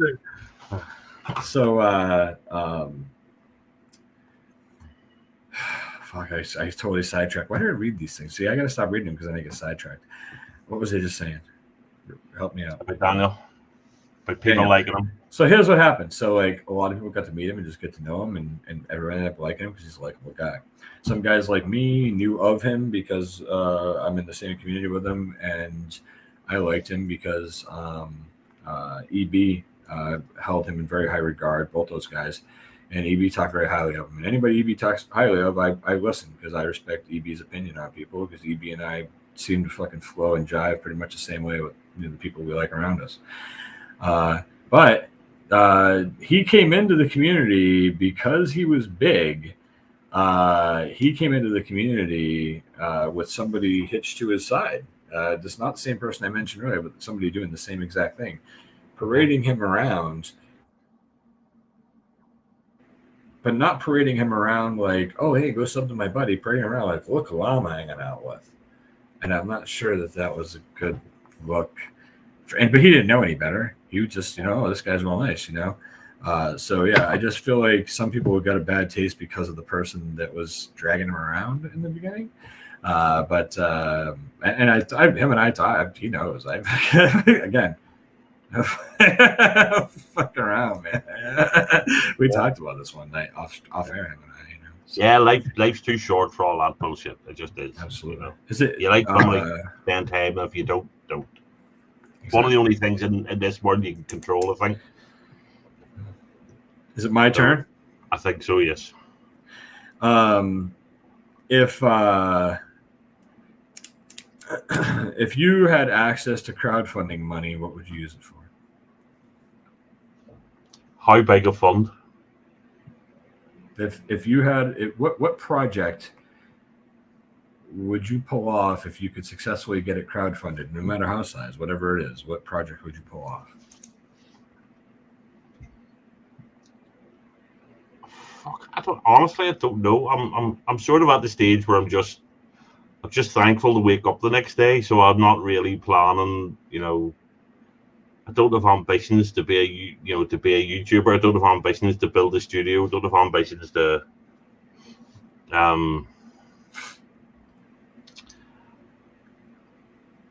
I don't know. I'm not even going to try and make something up because I just can't. That's fine, man. I get it. I'm not at this point. I'm not an ambitious person. I never was. I just wanted to go and do my job, and I wanted to earn my money, and I wanted to just do my life. I wanted to go on holiday. I wanted to, have fun. Like, would you love to own your own wood shop where you could, make cool things, or like, is there any kind of look at this son of a bitch, she's here. In fairness, my uncle used to run a stable of girls, so I could open a brothel, keep the family business going. So there you go, man. There you go. What's up, EB? And see, now you got fucking YouTube royalty in the house. See? Yeah, and I'm not. That's not even a joke. My uncle used to run until the paramedics went and told him to stop. He was making homemade porn, and he was running the shit. We used to just see him and go, "Fuck, Uncle George always got a new young blonde thing with him," and we didn't realize he was running them. So, wish you did know. You could buy an island and make it into a fucking animal sanctuary. That's pretty cool too. You like animals, man. Yeah, well, Epstein's Island's up for sale. Yeah. Well, yeah, I suppose maybe That's a different kind of animal, man. Yeah, I know. Yeah, maybe the animal thing. Because truth be told, if we play the Euro Millions here, it's not like the Powerball over there, but tonight's like 40 or 50 million £50 That's a lot of money. Yeah, it's a lot of money, and there's certain things I would look after right away would be veterans and animals, So yeah, so maybe if I bought land, I would start taking in stray animals and looking after them. So yeah, possibly that. So okay, my turn then. Yes, sir. I mean, it's your show. What the fuck? Who on YouTube has surprised you the most? Janice. Okay. Janice surprised me the most, and after her, it's Sam. These are two people that I got to know on YouTube, and they personally hurt me. They hurt me because I tried to help both of them. I tried to, and it's petty, I guess. I don't know, but these are the people that the people that fucking disappoint me the most on YouTube. Now, Is I that don't was know that? who Janice is. I think that was So slightly before my time. So Janice had a channel. I found I believe my friend Gina Bina introduced me to her. I think Okay. Gina Bina is, I don't know if you know Gina Bina and Tootsie. I love Gina. She's awesome. She's been such a great friend of mine on YouTube for so long, and I actually haven't gotten to chat with her much lately. We comment each other's videos from time to time, but she's awesome. And her and I used to go over there. Joey, that's actually where I met fucking Joey Joe. I think Joe was starting to. I think I met Joe like I think he was on a panel one night. I saw him or something, but that's where I was seeing him on the regular. And it wasn't. I didn't really interact with Joe. I don't think until he was on a live stream in Left's Garage or something. And then I threw him in a "fuck you" video like 6 days later. Out of nowhere, I'm just like, yeah, fuck. I threw him and Lep into the "fuck you" video I did for fucking Hobo. But anyway. So Janice had a channel called White Chipmunks. It's fucking still there. I don't know. Right. That name I do know. And this woman hounded me constantly, and about how to do better on YouTube, and Joey too. Ski girl is still here. I was wondering. I knew that would pull her out. And I tried to give her all the advice in the world. I tried to help with thumbnails. I tried to help with ideas. I just so many different things. She started doing live streams. She started getting off topic. She had the animal community coming. She was building a sincere crowd of other animal channels, and that's where you're going to see. That's what you need, right? That's what you're going to spread. And then she started doing like just stupid shit just to pull people in. She started doing diamond art on her channel. But yeah, whatever, it's your channel. I don't care, But I kept telling her, like, you really want to build more organically in the long run. It's really going to fucking pay off, And I don't know. I really liked her. She was, she seemed like a genuine person. And then she just was like, fuck this. I'm over it. I don't want to hear it anymore. Blah blah blah. Just kind of, And then she went and bought subs. Got herself up. Well, she went and bought a subscription to a sub channel. Got herself where she needed to be. And she, like any other channel does it, has fucking plummeted into hell. And then it just fucking it's just the way it is. It's too bad. And then you got fuckface Sam, and same basic thing. I was on a show with Mike Van Doozy. Freaking big shout out to Mike Van Doozy, my silent partner in YouTube. Maybe more than anybody on this fucking platform as far as what he's done for me and supported me through. I think I got a handful of dudes that most of you guys don't even know that still support me to this day, and have been there since day one for me. Looking at Drum Kings in Darwin, the Video Collins Show, Crap My Dad Makes Me Watch, and Keep On Growing, Mike Van Doozy. Those 4 fucking guys, I keep in touch with most of them still. At any point in time, I could just reach out and get back in touch with any of them. They're just awesome guys, and they're such great people. But anyway, Mike and I were doing a show together, and we were doing a show to help people. We actually did this really cool fucking content. I thought this was fucking great. It turned out amazing. It turned out amazing because it was fun. We did this thing. We had people sign up for it, and we came up with all these crazy YouTube channel names. And I went and researched, and I went to this webpage where you can research. I made sure that the Twitter handle, the fucking Instagram, Facebook page, everything was open. So we came up with a bunch of names. We put them on a fucking wheel, and then we made sure that everything was, all these names were real and open. And then we called it the Creator Challenge. And I think we had 9 people that signed up for this. And we spun the wheel, and everybody got a channel name. And then the next week, everybody sent us the first video. Everybody had a week to build the channel and put out their first fucking video. I ended up, I can't remember the name of the channel that I got, but I was doing Dollar Tree fucking item reviews, man. I did this whole video where I went and picked up trash on the side of the road. This fucking thing's a buck. Look at this thing. Okay, I picked up, and I was like, I picked up a dead squirrel. I'm like, it's a fucking squirrel. It was great, man. And that's where I met. That's where I met Sam, and she was so thankful for all the help. We would help anybody, and we gave so much of our time to others, and It was just, and see you, Shannon, be good. And then just always, tried to, always help and constant questions and everything. And then just some fucked up shit, going on, getting drunk and reaching out to way too many male YouTubers and dumping life's problems on them, things like that. But whatever, that's still passable. That's behind the scenes and shit, but it was happening. And a lot of people were starting to talk about it more and more. So you knew how much it was happening because all of a sudden all these people, whatever, it doesn't matter. That's, again, still whatever. But then what happened was she got really pissed at Janice when that whole thing happened. How dare she do that, bitch? And then she went and rode the Bourbon Bounty fucking train to fucking stardom, and fucking him and his boys or whatever, his little community that he fucking got his bullshit fame from. They came and did the same for her one night. And they came in and they were just like, oh yeah, oh what's it? It was some guy, I don't know, some fishing guy, something's name, I don't know. He's like, how's it? So he went and did this live stream. He sent hundreds of people over, and she blew from like 700 over to like 1.03, right? Wow. And that's fine, but here's the problem. The problem is this fucking cow starts going after fucking people. So this is the same thing. This is what turned me off with fucking with Janice. There's a video on my channel. And if you know now you know the story of me and Janice. You listen to that video, it's clear as fucking day. I'm talking to her. She put, I made a happy fuck you Janice happy birthday video for her. And she put it up on her. She fucking ripped the whole video and put it up on her page. So fucking copyright strike that bitch. That's how much she pissed me off, man. That's because what she did was after she went and sub for sub, she started talking about all my friends. Right. She saw me over hanging out when we used to all hang out on Chadio's channel and Lone Star's channel and shit, and these guys were still like 500-600 subs. And she's like, "Why do you hang out with those losers? They don't have 1,000 subs." Like, you obviously don't know me very well. Yeah. Because I don't care how many subs anybody has, And then Sam did the same thing. Twisted Art Lady. That's what I'm talking about for anybody who doesn't know. She did the same thing. Just started shitting on people. I got so much footage of her fucking shitting all over Gamer and like 3 other people. And she gets drunk and she's an asshole. That's it. Plain and simple. And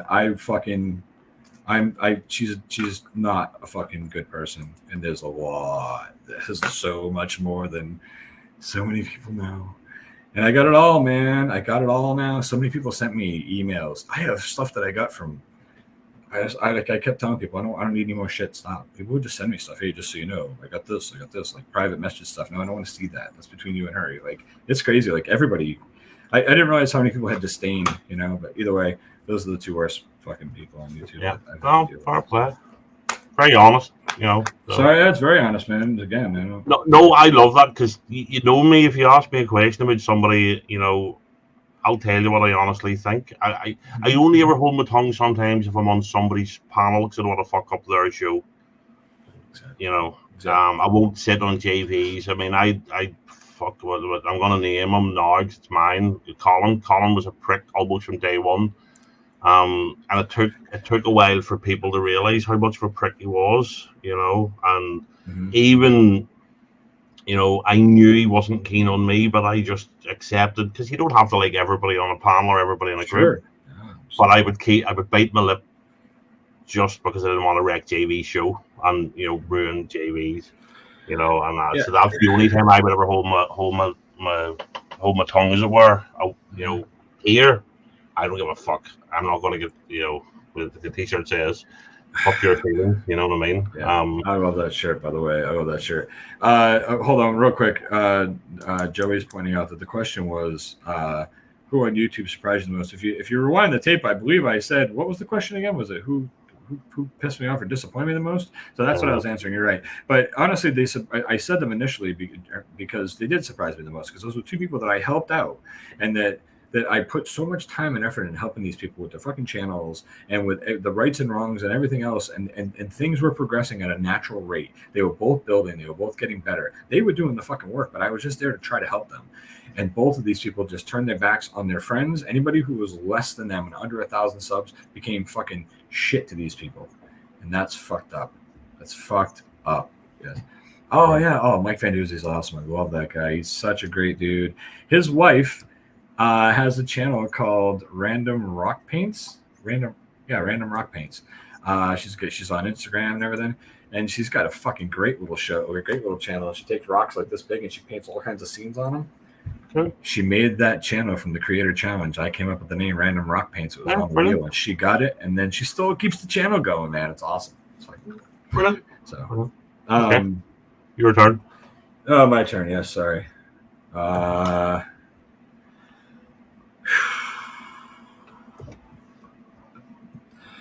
right. Let's see. Yeah, this one I wanted to ask you. What if you were working for a company and you were in charge of, this is one of the goofier questions, but I thought it would be fun. If you work for a company and you were in charge of the flavor department and you were making crisps, what 3 new unique crisp flavors would you introduce to us? At the end of the day, you have to look at these questions and realize that I try to give you fucked up stuff too. That's all. That's all right. Haggis flavored crisps.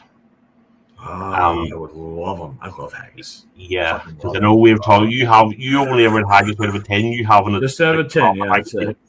You know, and I know it's on your to-do list, but haggis is one of those ones people, myself included, for years went, no, it sounds disgusting. And then I literally was in the butcher's one night or one day, and I know other people like it. I'll buy it, and I'll bring it home, and I'll try a wee bit. And I went, okay, that's fucking lovely. It's nice and peppery. It's everything, and I think it would be a real good flavor. Oh man, I would love to try fucking haggis chips, bro. Yeah, I think it'd be great. Nutella is one of the best flavors in the world. Sweet chip, that's good. That's great. Yeah, I'm going to tell you a story real quick after this. Go ahead. It's a Nutella story. Okay, go ahead. Because it'll give me time to think of a third flavor. Oh, okay. I recently was at BJ's. I go up to the self-checkout. I'm checking out. What's BJ's? Oh, BJ's is a wholesale club. It's one of these places you pay like $30 a year to be a member, but everything's in bulk and you get it cheaper because it's in bulk. Okay.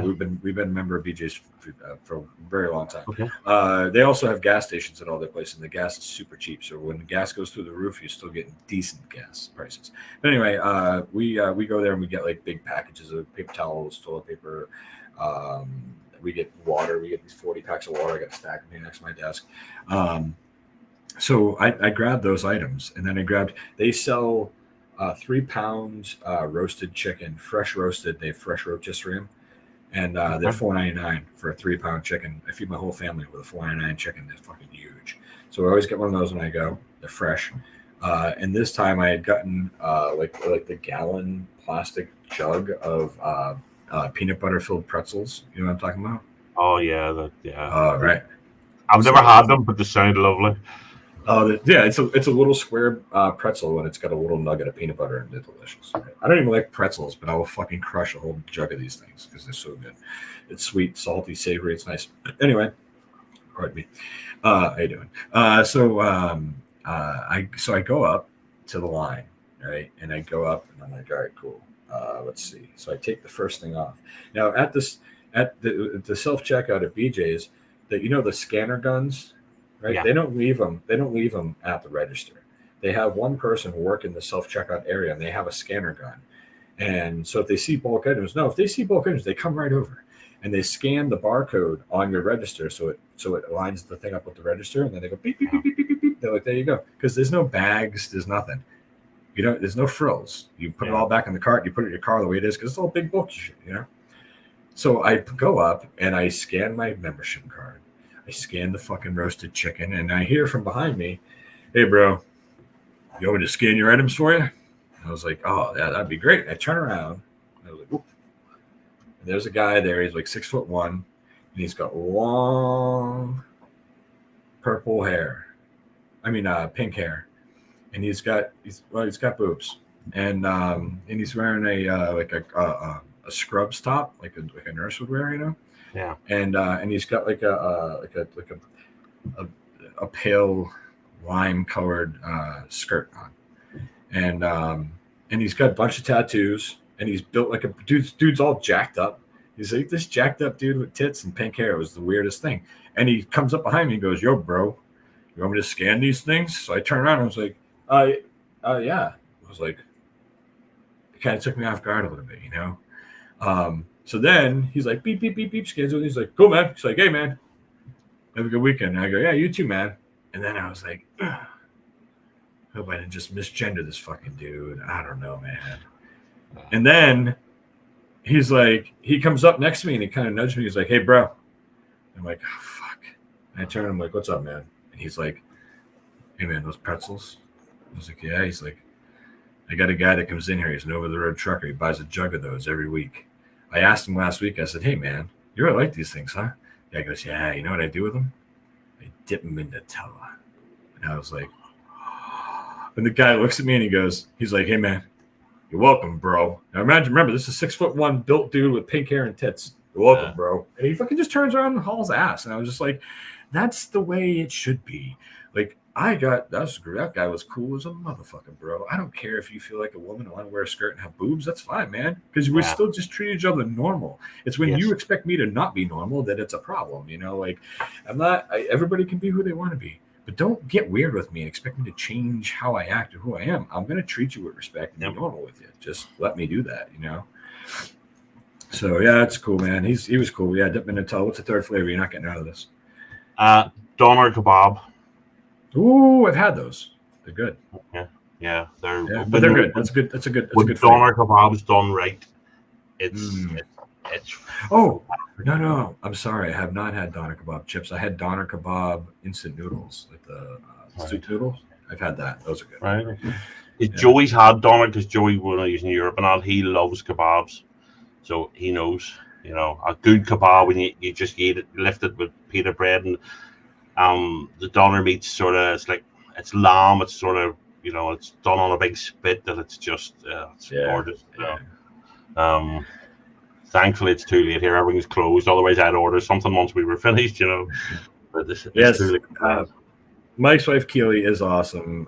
She's amazing. They do some amazing things with their art too that they do for off YouTube that nobody even knows about. They're just amazing people, both of them. I love those people. And Mike he's been my rock through all these years. Mike's he just sent me a message the other day, just checking in. I mean, how you doing? What's going on? He's a phenomenal person. Great guy.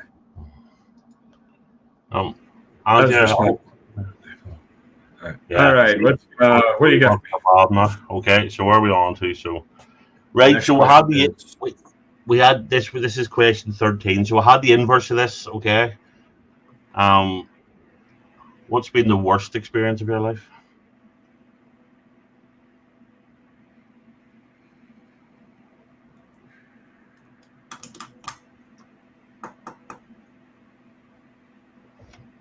And again, if it's too personal, feel free to bullshit.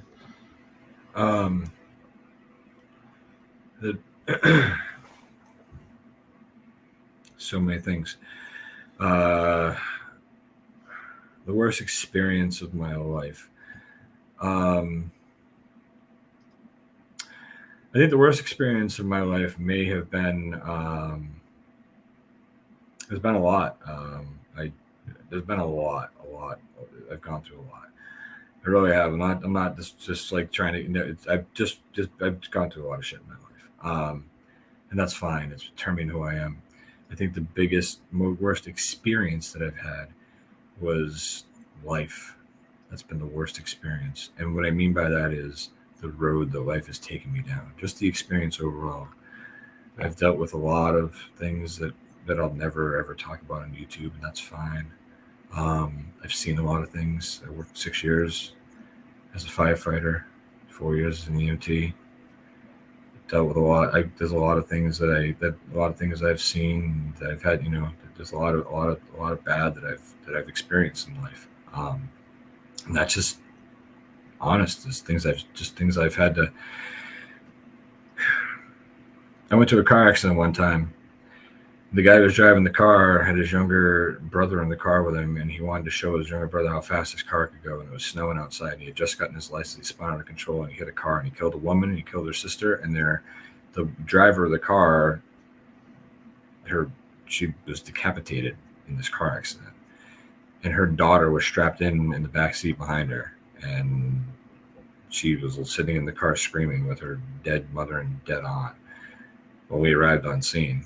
And that's just an amazing thing to ever have to experience. After we got the girl out of the car, and she was hurt pretty bad, and then got the young child out of the other car, we put them in a life flight. And we sent the life flight off, and another life flight was incoming for the driver of the other car who was still alive. The one who caused the accident, made it find out later on. I was 18 years old, and I was standing on the hood of this car. And I had just taken a Halligan bar and smashed the windshield out from the inside, smashed the whole thing out. And I got up on the hood and I ripped it off and threw it in the street because I had to stand up on the top of the hood, and I had to take the cutters, the jaws of life, and I had to cut the steering column because this kid was pinned inside the car behind the steering wheel, pinned him in.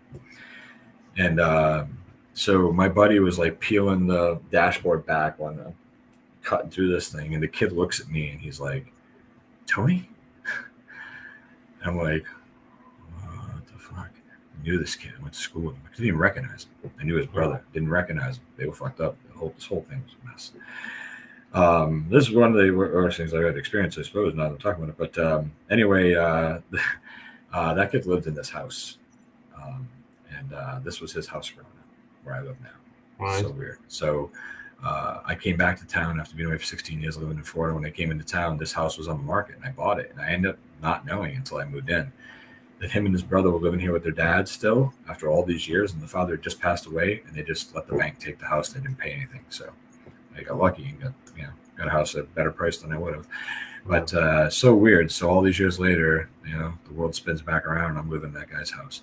But life kicked me in the balls at a young age. My parents got divorced, took off, and I had to drop out of high school and get a full-time job at 16 years old. That's probably where I got the biggest kick in the balls because I missed so much. I missed prom. I missed finishing out playing football in high school. I missed getting a fucking college. I mean, a high school education, let alone a college education. Yeah. Years later, I went back and got an equivalency diploma. I've never gotten any other kind of schooling besides that. I've earned all kinds of certifications in life, but never actual school degree. But I've spun it into a pretty good. I do have crazy dogs. Yes, I still have the anxiety dog. Joey still has anxiety. He's fucked up. Anyways, so yeah, just life has fucked me, man, a few times. So I just put life in general, I suppose. But life's also been a great blessing for me. So I don't know.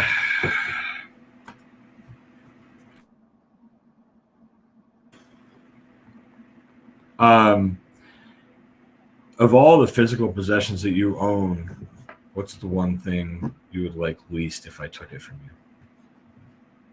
So I would like least if I took it from you. Of the physical things, just your property you own, what's the most valuable thing to you that you don't want someone to take away? These days, it's not a monetary thing, but this thing I'm sitting on the minute, my computer, because this computer is not this computer, but a computer has allowed me to make friends all around the world. And without the computer, I wouldn't be sitting doing this shit. You know what I mean? I'd be sitting, at 2:05 in the morning, I'd probably have wanked myself into sleep, so. You're just going to do that at 3:05 in the morning. That's fine. Yeah. But hey, listen, I want you to know, man, that I feel the same way. I mean, I've met so many great people on YouTube, and when I talk all the time, like, oh yeah, my friend Joey says this, or my friend Angie says this, or and then people are like, and then I'm like, oh, they know people on YouTube. Like, there's so many people that I consider to be my friends that, we grow strong bonds. We get to know each other. It's nice. Yeah. So. Yeah. I mean, I talk and work, and I go off. Fred, I've started saying buddy, which I hate because I picked that up from fucking JV and Blake. But I've got a buddy in Arkansas that's recommended this band, or we do it all the time, So, but so I mean, I'm not a very materialistic person, There's sure. The stuff I would want to have to go out and replace, because I mean this thing was near £2,000 for fuck's sake, or more when you add the monitor, it's a big investment, but it's so important to me. If it disappeared tomorrow, I'd order a new one the next day. And it's for that reason. It's staying in touch with friends, because I mean, even I'm not on YouTube all the time, but I hang out with a very select group of people just privately, and we sit and we play YouTube videos, and we laugh at stupid stuff, or we'll watch a movie, or we'll just sit and talk. And even it's been great, because when people reach out to me and just say I need to talk, I need somebody to talk to, you can sit face to face on a monitor, and from somebody that's thousands of miles away, and you can let them unload and try and help them as best you can. So this thing these days. So okay. Have you looked enough in your life? There was a time in my life where I would have said yes. There was a time when I thought I had loved enough, and I was pretty much done with loving anybody. Didn't love myself enough then either, So that's a big point too. You gotta really find who you are and love yourself. So,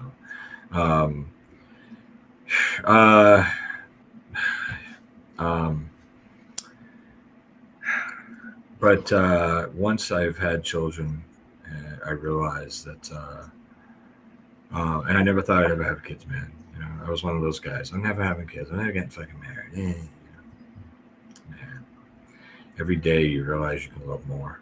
You can always love more. We all can love more. And the more that you accept that, and the more that you allow yourself to love more, and you can act like a curmudgeon all you want, face value to other people, whatever. But when you really take those moments to snuggle up with your family, watch TV, or whatever it may be you do, the more you do that, the more you crave it. Yeah. And the more you realize you've never loved enough, because you can never get enough love, and you can never give enough love, because it's just a free blessing that we can give each other, So there was a time I thought that, but not anymore. Yeah, well, I mean, it's a very open question, because how much is enough, and that's it. And obviously that'll vary from person to person, because it's yeah. I think I'll move on from that one. Right, your go. What's the last thing that you were wrong about? I have to say this just for Angie, because I know it'll make her laugh. Because every time I tell her something, she goes, "You're right." I go, "Yes." I'm seldom wrong, but I was right again. I'm wrong all the time. Some people think I'm smart just because I flap my gums a lot, and I've got opinions, but it doesn't. So I'm rarely wrong about people. I'll say that I'm not never wrong, but I'm rarely wrong. I feel the same way. I do. Yeah. I feel like I nail people down pretty quickly. Yeah, I'm very quick to make judgments of people. Well, I used to be wrong by saying never a lot. I'll never do this. I'll never do that. And then I get coaxed up onto a panel on YouTube, JV and Thrash and Blake, for 6 months, where, "Captain, you've got to join us. You've got to join us." And I kept saying, "Never. I'm never doing it. I'm never doing it." And it took a medical scare. I got some stuff ripped out of my head that was being biopsied at the time. And to be honest, I was saying goodbye to people and all, because I thought, you hear biopsy and you hear, all that there. And I just thought, fuck it, why not? And I went up one Friday night, and, and I never looked back. I completely destroyed JV's channel, because he now doesn't even go live on a Friday, But so, yeah. Yeah, it was me. It wasn't Blake, it was me. So yeah, saying never a lot. I used to, "I'll never do this. I'll never do that." So I've been wrong. That's the last thing seriously that was wrong about, and I've managed to correct myself on that one. I'm glad you did, man. I'm glad we all got to actually fucking know you. I mean, you're a tremendous comedian yourself, whether you believe that or not. BC as well. You guys are naturally funny fucking people. And I think BC knows how funny he is. He thinks he's funnier than he is. Fuck that guy. I'm just kidding. But seriously, you guys can be just as funny in the chat, but you guys are people who should be on panel entertaining people. So that's the problem, and with fucking another problem I have with this fucking platform is that they'll allow anybody to just open a stream and just sit there and not even have anything to talk about. And you don't have to have a subject, but you at least have to have enough people that can hold a conversation, is what I'm saying. Yeah. You know, you guys are good people for that. There's people that just don't belong on panels. Yeah. And they just don't belong on panel because they don't contribute anything to it. You know what I'm saying? Yeah, I'm talking about fucking Robert Fulton. Yep. I mean, there's a handful of them, but that's fine. Queen Michelle. Like Robert, this guy, don't get me wrong, but he just sits and stares at the camera. He don't do fuck all. Yeah, well, that's it. I mean, it's in the chat. That's fine. You know, nobody wants to stare at you. I get grief at times because you're too hard, you're too hard on people and all that. But I'm just honest. I'm just not. I'm not long for this world, and I'm not wasting my time sitting on a panel with people staring at it like it's a fucking vanity mirror. You know what I mean? Just say something, contribute something. Just it's not a big ask. It just isn't. So anyway, my turn then. Sure. Nice easy one then. I think. Where would you most like to travel to, and why? Ohio, see Joey. No, I'm just kidding. Obviously, I want to make it over to the UK. When I say the UK, though, like I'd have to do it right. I mean, England is priority for me, top priority for me, just because that's really the main base of where my stuff started for me. It's where the most of my heritage is actually from, is England. But I'd want to do it all because I have some Welsh in me. And Welsh isn't as important for me to make it to necessarily, but if I could, it would be cool. I've got a good chunk of Irish in me, and I've got a good chunk of Scottish in me. So I would definitely want to make sure that I made it to those places as well. I think I'd love Scotland. I really do. Yeah. Well, that's what we would call Ulster Scots, because there was an awful lot of Ulster Scots when a lot of your early presidents were Ulster Scots. People came from the plantation areas of Ulster, which was 9 counties, and a lot of them went over there, and a lot of them went down. So that's why there's a lot of, you can see it just based on religion, because a lot of the Southern Irish settle in Massachusetts and New York State and all that there, and that's why there's a lot of Catholics and Irish Catholics there. When you go down south, when you go down south, there's a lot more Protestantism, because that's where a lot of the Ulster Scots went. But obviously, it's not exclusive to one or the other. But that's just interesting. But Scotland's cool, man. And at the end of the day, honestly, I would love to. It would be ideal if we could all somehow end up with a bunch of money that we could all meet up and go to the fucking TT together, like a bunch of us. Fucking bro. I would love that.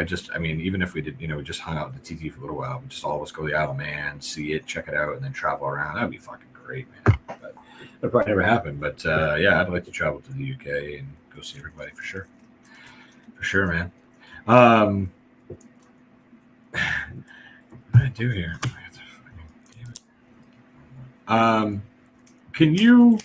Do you feel comfortable sharing one thing about you that nobody here knows?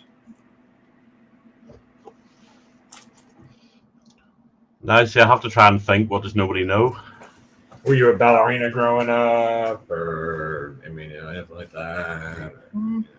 I told everybody I was a firefighter and EMT. I worked in wrestling. Yeah. Well, some people knew all that stuff, but like stuff like that. It's like anything random. I used to be. So we have a thing here called the BB, the Boys Brigade. I don't think it's a big thing in America, but it's sort of like the Scouts, but it's more religious based. Okay. Right. I was in a shittier version of it called the CLB, which was the Church Lads Brigade. Right, and it was rubbish, but it was like all these things for kids. You go as a kid because you get your religious stuff at the start of it, and then you get to play football for a couple of hours, and then you go home. And 2 of us got selected to sing. This is when I was very young, before my voice broke and stuff, in a church in front of about 500 people. And me and this guy called Steve were supposed to sing Away in a Manger. And he bottled it. When he was just so nervous, he stood there, and so I literally had to stand and sing on my own in front of about 500 people and belt out "Away in a Manger" in this church. Nice. Dude, that's fucking. I would pay for the videotape of that, man. Oh, thankfully that was way before people had camera phones and all the rest of it. So, yeah. So that was, yeah. Do you That's a do wrap. karaoke? Are you a karaoke guy? Oh, You never sing? done it. No. I see the way you were saying before you did the wrestling thing. You didn't like. You were afraid of bomb and you were afraid of. I'm still like that. Except I am still very uncomfortable with this. I'm okay at this because I know you so well now. I don't know JV, and you do sometimes forget that there's people watching. You know, but even when our last conference that we had pre-COVID was in the hotel, and I had this game show here. I don't know if it's bound to be over there called The Cage, where people go in and do these stupid random games for prizes. And we have shows like that, but I'm not sure. Yeah, You know. well, they had a version of that at our last conference pre-COVID when it was big, and every table had a team captain, and he did nominate people to go up. And I literally see the thought of going up on the stage. And this a lot of people I've worked with for decades. And I had to say to one of the senior guys, if that prick picks me to go up on that stage, I'll just get up and walk out of the conference. The thought of being in front of all them people. So karaoke, I love the idea of it. I can't sing, I can't hold a note. It'd be a crime against music. But I love the idea of it, especially if you were, if you're a crowd of friends, or I love that. Have a few drinks, and do it. I think it'd be. But I especially these days, because if you go to a karaoke bar and they go, if you can't record, if somebody's on stage, you can't be standing with your fucking phone up recording it. Maybe I would do it, but no, I've never done karaoke. That's the problem these days. It's harder for people to want to do stuff because everybody records everything. Yep. You know what I mean? Yep, absolutely. So I'm trying to get to 100, Joey. No, I'm just kidding. Just joking. All right, man, your turn. I think. Is it my turn or your turn? Your turn. Can I just ask you? Okay. Unless the karaoke question was one of your questions, it's still you. So. Oh, I thought I just asked you a question. Oh, karaoke, that's okay. That's all right. No, it wasn't. No, let's move on then. Okay, go ahead.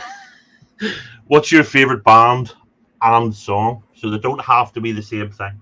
You have a favorite band, but prefer a song with someone else.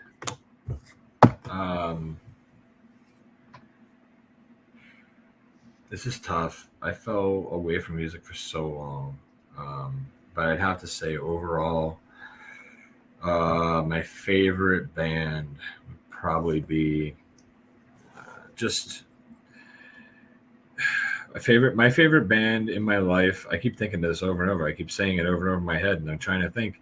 And the same band keeps coming up. So it's Bootleg. Bootleg is my favorite band, and my favorite Bootleg is a local band that used to play in my bar, and they were fucking amazing. I have their CDs. I still listen to them. I crank in my car all the time. It was the best group of dudes I ever knew. They had the best band, and it just didn't end up working out. And they were an amazing fucking band. We had people coming in just to see these guys. We had people coming in wanting to talk to them. They were signed with a different label, whatever. They were just really fucking good. They were local Holmes Beach guys, man, and I ended up getting really fucking, they were my friends, and I got really lucky. I got to go to a lot of shows where they opened up for some really big, bigger bands and stuff, which was really cool at the State Theater. And I got to go hang out backstage opening and shit. And just the best band ever, man. Mainstream band, I'd probably have to go with Aerosmith, just for the longevity of them and how much of an influence as a kid that I was. And how much influence they were on me. I met Steven Tyler when I was young. And he was really cool. I met the whole band. But yeah, I think musically, probably them and the Doors were the ones that were like my quiet things that I just could jam to anything they ever made, So, yeah. Anyway, so over the years, trends change, things change in the world. And if there's one thing from the past, could be, could be a restaurant, could be a store, could be a fashion item, whatever it is. What's something that's been discontinued in your life that you would love to see come back? Record shops. I used to love just going down and browsing through and initially vinyl. Because the first couple of albums I bought were bands I didn't know as a kid. My first ever album was AC/DC High Voltage, and I only bought it because the album cover was funky. Looked awesome. Yeah. Yeah, Yeah. and then Night at the Opera for Queen. So my music started brilliantly before it went off the rails when I was a bit older, and then come back again. I think, but record stores, I think I missed that going down. I know eventually it was CD, it was cassettes, and that's why I laughed earlier when you said about a single, because I'm sure half the people watching have no idea what a fucking single is. I do. I might even still have a couple somewhere. I still have my 7-inch vinyl singles there. Oh, no Um, shit. Oh Jesus! And some of the most ridiculous songs, shittiest songs. The Chicken Song, by Spit Image, and some real daft stuff, and So I still have all that there, but I miss that going to a record shop and just browsing, and just Yeah, looking. music shops were awesome. But yeah, I don't know. It's I love music shops. There's still a couple around, but they're different now. They're media shops. They're different. You literally are buying fucking cards with downloads on them, and just fucking I'm done with it. I know vinyl's come back a wee bit, you know, but they're wildly expensive, and it's old classic stuff usually. Yeah, and they are very expensive, man. Some vinyls Very are, expensive. 28 to 40 US dollars now. When you go to a store, like I'm not paying that. I can go Yeah, fucking download it for free. yeah. Not that I've got. I'm just saying, it's just let's not get stupid, Yeah. Anyway. All right. Sorry. Okay. Right. So let me see where after. So, right. Okay. So this is about your YouTube empire. Okay. So would you ever consider, or do you ever consider evolving your channel into something else? I I know. mean, I've done it. I've done it. I've done it. I've done it many times. So initially, the Squirrel channel initially was a vlog channel. I was just doing vlogs. It was just me. I didn't know what to do, and I started doing like whatever. And then I turned into the fuck you guy, and I started making fuck you videos. My whole channel was just fuck you videos. I was the fuck you guy.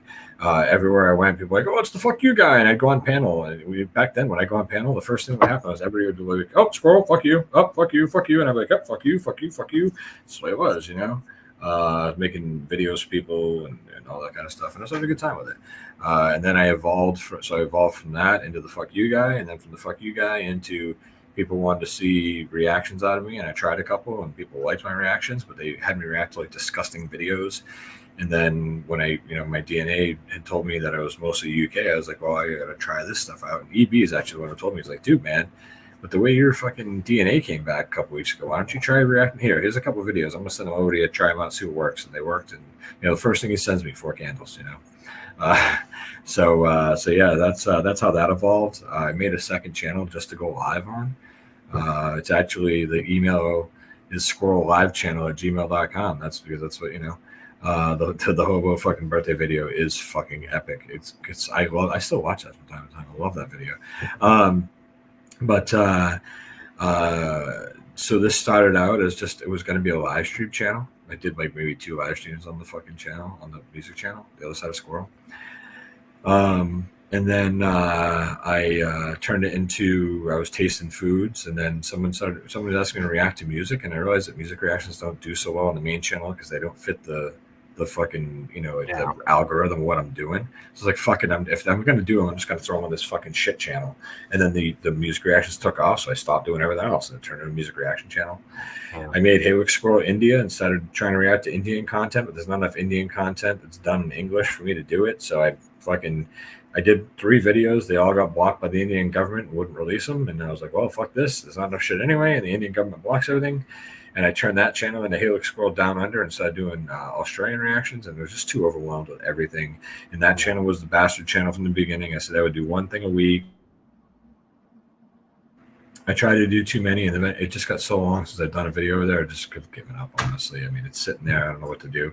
The crazy thing is I just got my YouTube like the little, this is what I got 278 subscribers last month. I haven't done a video in 2.5 months over there. I'd ever getting 200 to 300 subs a month on it, just sitting there with old content, whatever. So I could revive that at any moment. And then I started Viewed This. Viewed This was that was my first YouTube channel. I was the YouTube channel guy. My son and I did the channel together. We recommended YouTube channels for you to watch, people you would never find if you went to the YouTube algorithm. They're only going to spit you stuff that matches the top 3 things you search for. So you can come over and be like, oh, I want sports channels, and click on our sports list and go to all these different sports channels. Oh, cooking channels, and that's what we did. Art channels, whatever, And that was doing okay, and then COVID hit. My kid was on the computer all the time doing schoolwork and just couldn't keep putting it in front of a camera, and that's when I just abandoned that channel. So that channel is sitting there with like 1,250 subs and just sitting there. So I went and hit all the content on it, took everything. It's all gone. Most things I privated, just, shut it all down. I rebranded the channel recently. It's called Wrestle Nuts now. And I did a couple small things, but for the most part, I'm getting ready to I haven't done it yet, but they found the main shooter. Wow, he's dead. It's the best place for him. But Jimmy, Jesus fucking Christ. Jimmy bought the only 2 Viewed This stickers off my little fucking Teespring store that I ever sold. Jimmy fucking, he reminds me, I love fucking Jimmy. Fucking pain in the ass. But so I've evolved that channel, and so every channel I've had has evolved. Every one of them. Oh, fair play. But yeah, because I realized after I read that out, because you have been evolving, because you moved into music, and then you moved, and then you did the Australian stuff, and so. If all laws were suspended, yeah, that guy's a piece of shit. If all laws were suspended for 24 hours, would you break any? Absolutely. Absolutely. I'd rape, rob, murder, and pillage. You mean, really? So absolutely. But I don't know about the rape thing. But it certainly would kill. Yeah, with no consequence. Like the Purge. You mean? Yeah, just like that. Yeah. Yeah, no I've always said I would run out of ammunition before I'd run out of victims. I'm way too pretty to go to jail. My tits are too good. If I get raped by some big dude, I'm too rapeable, so I don't want to go to jail. Without fear of jail and stuff, yeah, I'd go on a spree, no problem. Murder, yeah. I could name you thousands of people that I could quite happily push off the edge of a cliff if I didn't have to worry about jail. So, I appreciate that honesty, man. Yeah, I was wondering how deep you're going to go. That's good. Yeah.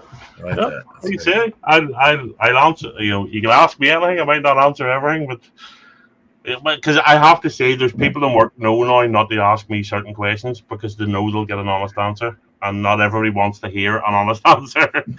It's true. So true. Yeah. Okay. So let me see. Let's scroll down. Okay. Do you have any big regrets in your life, other than joy?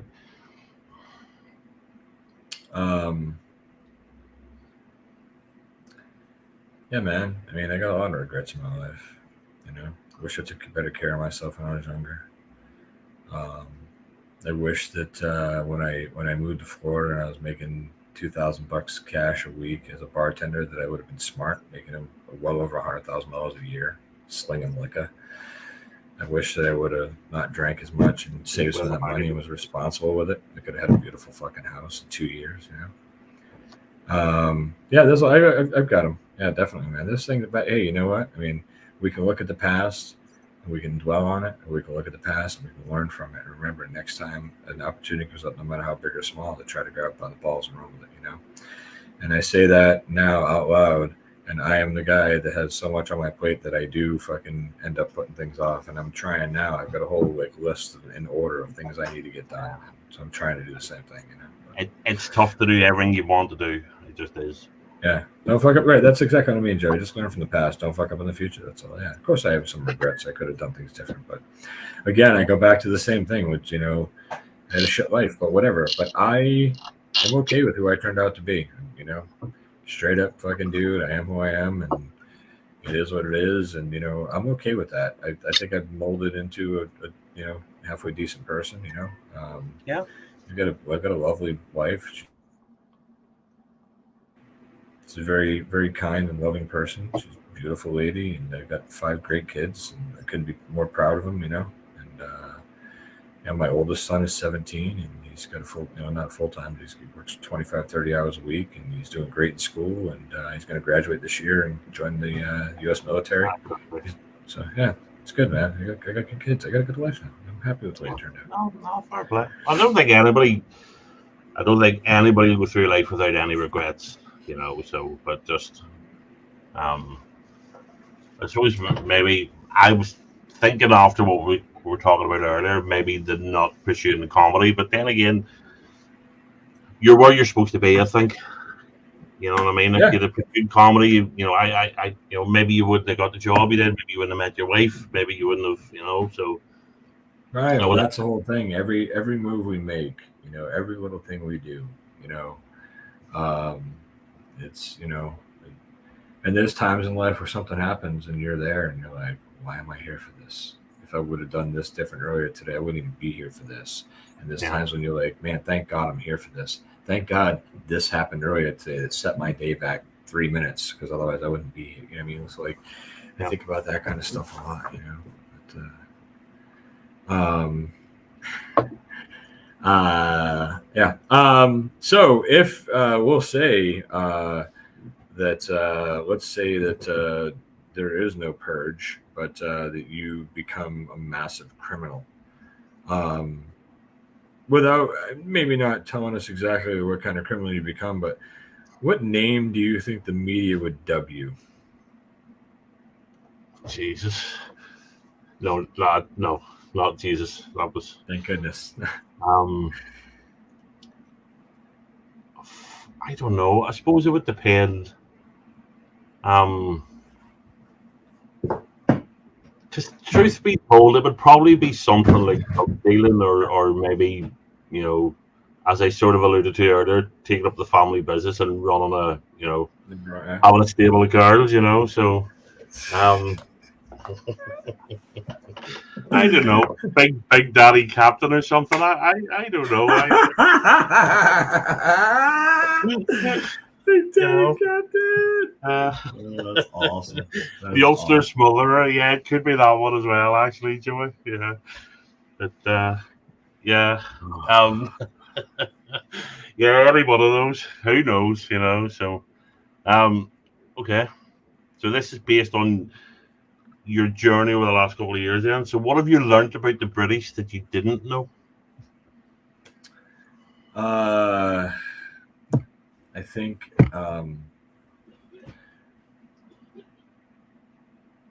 what I've learned the most is what a kind group of people they are. To be honest with you, I mean, I never thought the British were bad people,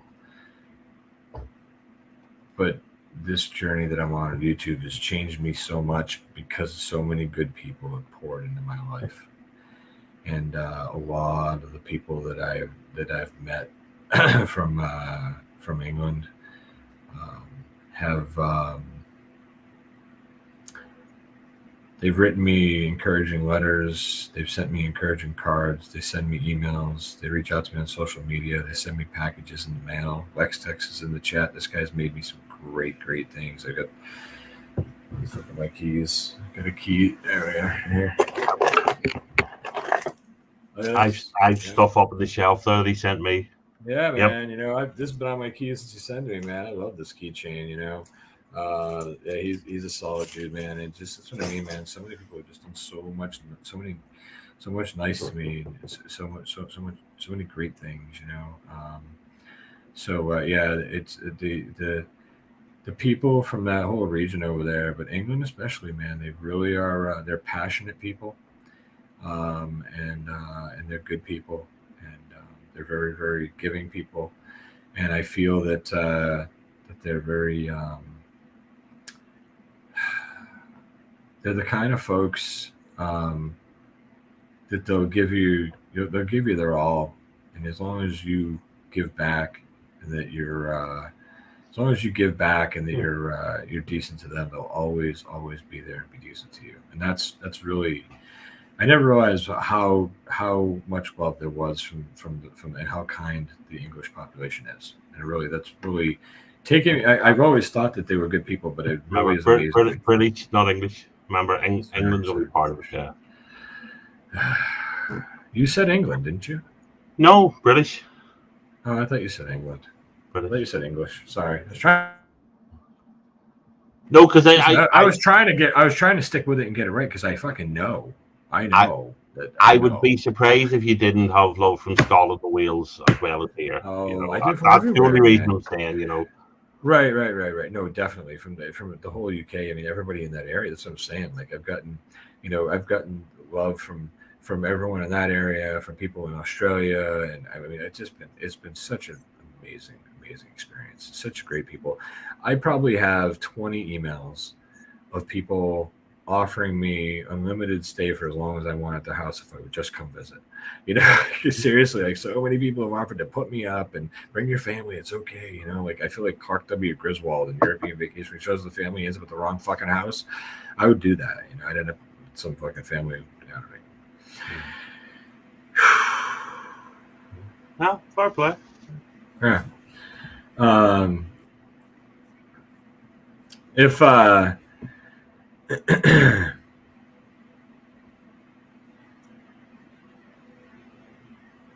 don't know. All right. Let's see.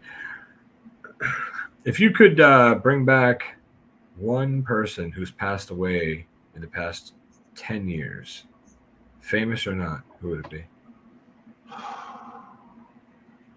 10 years? Yep.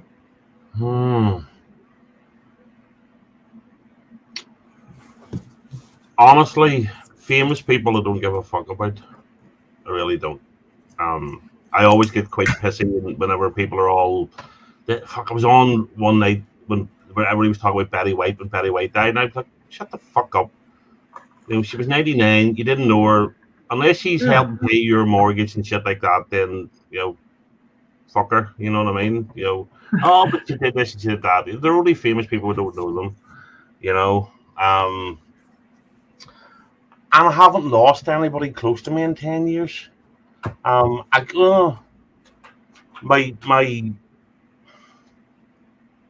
is somebody.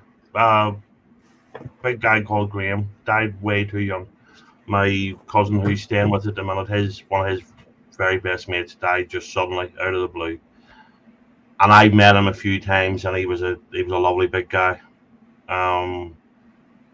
So him, and maybe not necessarily for me, but for Peter. You know, because Peter's that's very nice and very selfless of you, and I'm glad to hear that. I'm also glad to hear that you didn't fucking just be like, oh, the Queen. Because listen, I love the Queen. I thought she was great. I thought she did a great job. Fucking unparalleled service. Nobody will ever match that, right? But I feel the same way. Like she's like Betty White. You know, like she's 99. You know, like she was her time. You know, let her. You know. Yeah. And I understand. It doesn't make it any less. It's painful. I understand. You know, people. It's all they've ever known their whole life. I'm not. Down no, I understand. I'm saying though. You know, like. You know. Yeah. No, I just think that I mean that's an example. I mean she's done her duty. She served the country and all the rest of it. I agree. But her time was up. She had a great life. She was old, so bringing her back would just be cruel and unusual. But you know, even if you could bring back, you know, maybe you bring her back and she was 21 again, and then you could have another 70 years of her. That would be different. But yeah, but no, yeah, big Graham, to be honest. So, okay, nearly there. So this is the last regular question then. What one thing from your childhood do you regret your children not having or doing? One thing from my childhood that I regret that my kids don't have? Yeah.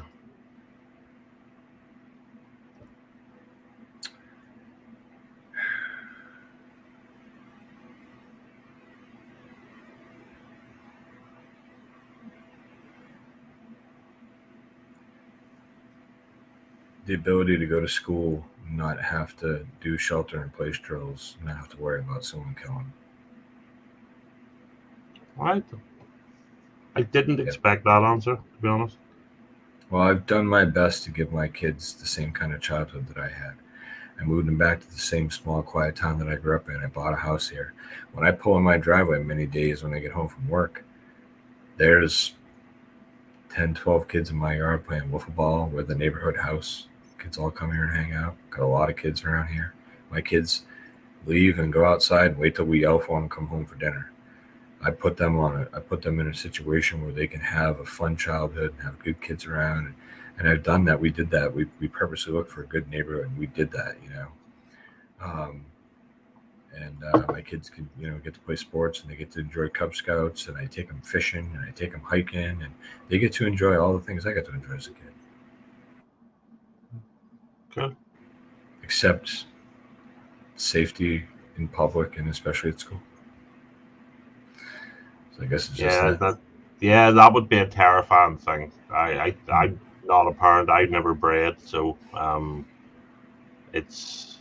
that'd be a weird thing. It's not something we have to worry about overly. Although there was years ago when I was a kid, there was a guy went into one of the schools here with a flamethrower and all. Made a homemade flamethrower within. But it's and this isn't going to be I'm not having a dig in America, but it's not uniquely American, but it's almost uniquely American, and it's and it maybe it does hark back to stuff we talked about earlier, the breakdown of families, the breakdown of respect for your environment, the breakdown. Church hasn't been replaced for people. That structure and that moral center that the church and religion does give people, I don't think it's been replaced. For a lot I think the further we go into just allowing silliness into our world, allowing people to just be whatever they want to be, it's just a world of imagination now. Hey, look at me, Yeah. I'm a bisexual hippo. That's what I am today. A bisexual hippo today. Yeah, but I only like female hippos or whatever. I just think that the further we go into that, the further we get away from reality, and the further we get away from the more people are told you have to conform to what this person wants you to say, the more we take away that freedom of them being themselves. I think that this world is in a dangerous place right now. Yeah, I think so.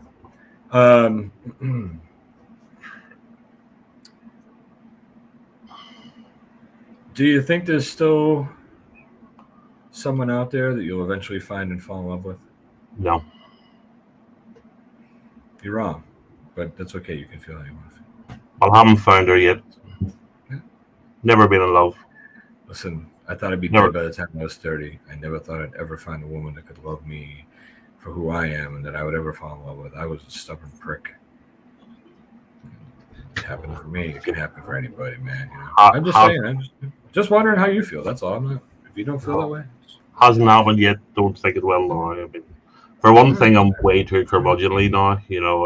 I can't be putting up with bullshit, and and the amount of people I know that put up with fucking dodgy relationships because they're afraid to be on their own, and this horrible nonsense about, right, do you want to go out? Do you want to go to football on Saturday? I don't know. I'll have to ask the wife. Well, why are you asking her? She's not invited. You know what I mean? If you as a grown man can't go out without asking your wife, am I allowed to go out? It's a single man's mentality as a guy. Oh, I know. As a guy who's married, once you're married and you actually fall in love with someone, you just have a natural respect for them that you run things by each other. That's all. No. So that's different. But I know guys that can't move without asking. Oh no, yeah, I see what you're saying. Because if I said if you said to me, "Do you want to go to the football match?" I'd say, "Sure, man. I'm just going to make sure that I don't have any plans." That's all. That's how I would answer. Different. That's it. Can she look after the kids? Have you planned to go somewhere? That's different. Mm-hmm. But the amount of guys my wife and I do things like my wife just told me tonight when work. She's like, "Oh, by the way, Anna, her friend on the street, got tickets to take her, my wife, and her son. The three of them are going out to Boston to a theater to go see Frozen, the musical." Yeah. And my wife's like, "Yeah, that's really cool. She got me a ticket to go for a Christmas gift. I get to go." My wife and I went to the theater last year. We loved it. My wife loves going to the theater, so this is great for her. But the lady just told her today, "Oh shit, I thought I booked for the February show, and I just got the confirmation email today that the show's next Friday." So my wife calls me, "Is this cool? You got to be able to cover this?" "Yeah, of course I can. Go. That's right. That's what we do. I'm taking off to Florida in December. I'm going for 3 days for the weekend. That's something I got to take care of. Wife's like, do it. Go. Yeah. So yeah. Okay. All right, man. Yeah. So, no, I don't think so. I don't think so. Okay. So this is my plus one. This is the one I always end with. Okay. So, what is the single best piece of advice you can share with the world?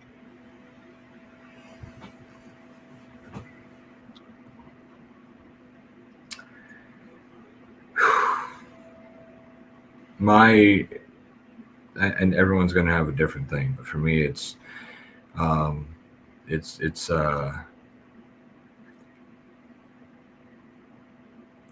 mean, I want to say trust in God, but I understand that there's people that are never going to do that, and that's bad advice if I say that. But I really feel that's the answer. But instead, we can just share with this answer, which everyone can apply to, and that's trust your heart. Listen to your heart.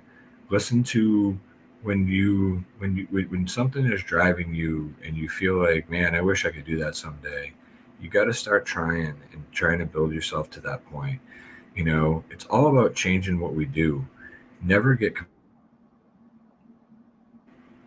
complacent, because when you get complacent and you do it to day-to-day things, you start to get depressed and start to get bummed out and everything else. Make sure you pick your ass up once in a while and go, you know what, I need something different today. Saturday, I'm going to do something different. Haven't been to the movies in a long time. I'll go to the fucking movies. So I go to the movies all the time.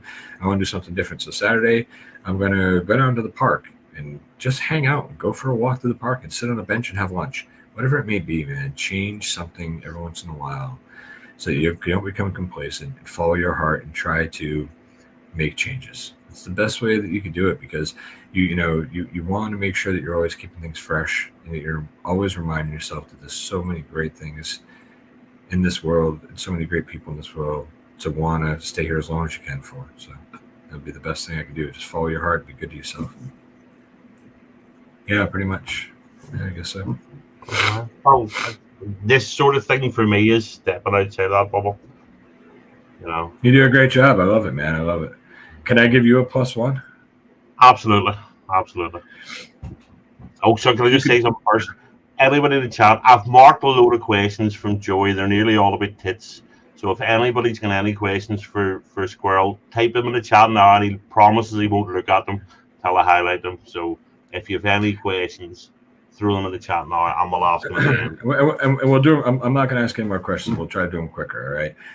My last question for you is this: Christmas Day, you wake up, and there's a Christmas tree in your living room, and there's a present under the tree from Santa Claus. What do you want it to be?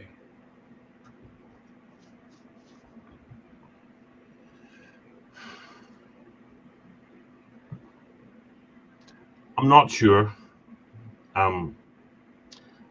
Material wise, I've got everything I want. I don't mean that I'm not a rich man, but everything I need. You know what I mean? I've got a guitar I can't play. I've got a PC I use. I've got a car. I've got a house. I've got this year, purely because my two dogs are getting old, and I think we're going to lose them soon because they're the exact same age. They're the same litter. They're sisters. We bred 11 and a bit years ago. Just coming up on 11 years. I think we're going to lose them, and I think it'll be close together. A new puppy. Yeah. Love my dogs. What kind of dogs do you have? When them two go, but what's that? Do you like small dogs or big dogs? What kind of dogs do you have? We have English Bull Terriers. So they're medium size. Are they pit bulls or are they? No, Bull Terriers, proper English Bull Terriers. They're all right. The ones with a long sort of straight head. Some people think they're ugly. Well, there's like a breed. Is it? I guess maybe it's English Bullies or American Bullies, where it sounds like it's different. It's like it's a bulldog, but it's actually a pit bull. But they call them bullies to kind of mask it because everybody. The American XL Bully, which is problematic. I mean, it's too big and too strong for people. We have English Bull Terriers. They're a medium dog. They're one of the most highly recommended for families because they're so docile and and kids can pull at them and they don't snap. You get a wee fanny licker like a Westie or a Scotty. Mm-hmm. If a kid pulls at their ear, it's going to snap at the kid. Yeah. The bull terriers don't do it. They have a really high pain threshold, so they're okay. People pulling at them and all, but they're stubborn, and and that makes them lovable. And sometimes, and sometimes you've got to respect the dog that when it gets to the vets, just lies down like a cat and won't move. You know, Yeah. um, It is nice. but they love those. I mean, my dad brought the first ever Rottweiler into Northern Ireland back in the 80s. Oh, really? My Yeah, they dad had weren't a Rottweiler here. for a while. Yeah, him and a guy called Joe Watts actually started the Northern Ireland Rottweiler Association, the Kennel Club. So I have a soft spot for those. See, I feel like unlike pit bulls, which people that love pit bulls are like, they're such nice dogs. I don't understand why everybody doesn't like them. And then the rest of the world's like, because they rip people's faces off. But anyway, whatever side of the coin you're on, I don't care. But I think Rottweiler is kind of, because they're big, strong dogs, they get lumped into that kind of not safe dog thing. But I couldn't disagree more. I've met so many people that have Rottweilers, and the thing with Rottweilers is just like Doberman Pinschers are nice dogs. Yeah. But they were the dog of choice in the 80s and 90s as guard dogs for properties. When you went somewhere and there was a night watchman with a dog, it was a pinscher. And then it turned into Rottweilers. They became the more popular security dog. And since they were using security dogs, I think that's why they kind of got, people were like, oh, I'm not so sure about them. But I got to tell you, I've known 3 different people. One was my dad who owned Rottweilers. Amazing, great dogs. Well, really. Two very quick things. I think there's always an exception everywhere, but there's very few bad dogs that just tend to be bad owners. Tends to be. But I think the thing it just tends to be a lot of the same breed all the time. Which, I mean, how many bad owners? That's possibly because they're badly bred because of bad owners. Because my dad would turn on his grave if he saw the Rottweilers that followed after he died, because he used to show them and all, and they were big, strong, powerful, well-behaved dogs. In my opinion, the thing that ruined Rottweilers was the film The Omen. And I'm not having to go to the film, it's one of my favourite films, but because it was the devil dog, every asshole that wanted to look tough wanted a Rottweiler. And they were bred like fuck, and it ruined the breed. And that's kind of the problem with pit bulls, is that a lot of people that own them are people in like low income people love them. They think they're fucking great. It's a status symbol for them. Ignorant fucking poor people who live out in the middle of nowhere love them because it's a status symbol and because they can fucking treat them to be assholes and protect their fucking trailer. So the problem is you're right. A lot of that is the owner. But then you get the rural suburban neighborhood ones that maul kids, and that's not. I don't know how you explain that. It's like a regular family, and I don't know. So it's not all shitty owners, but either way, whatever, it is what it is. No.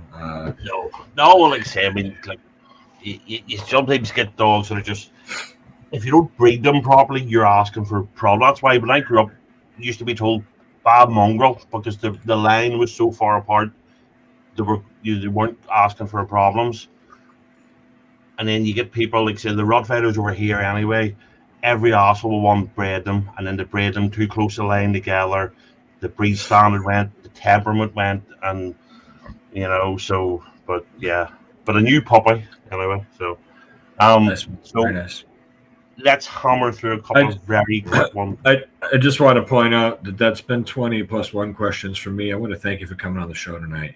I want to thank you for being here. I appreciated it.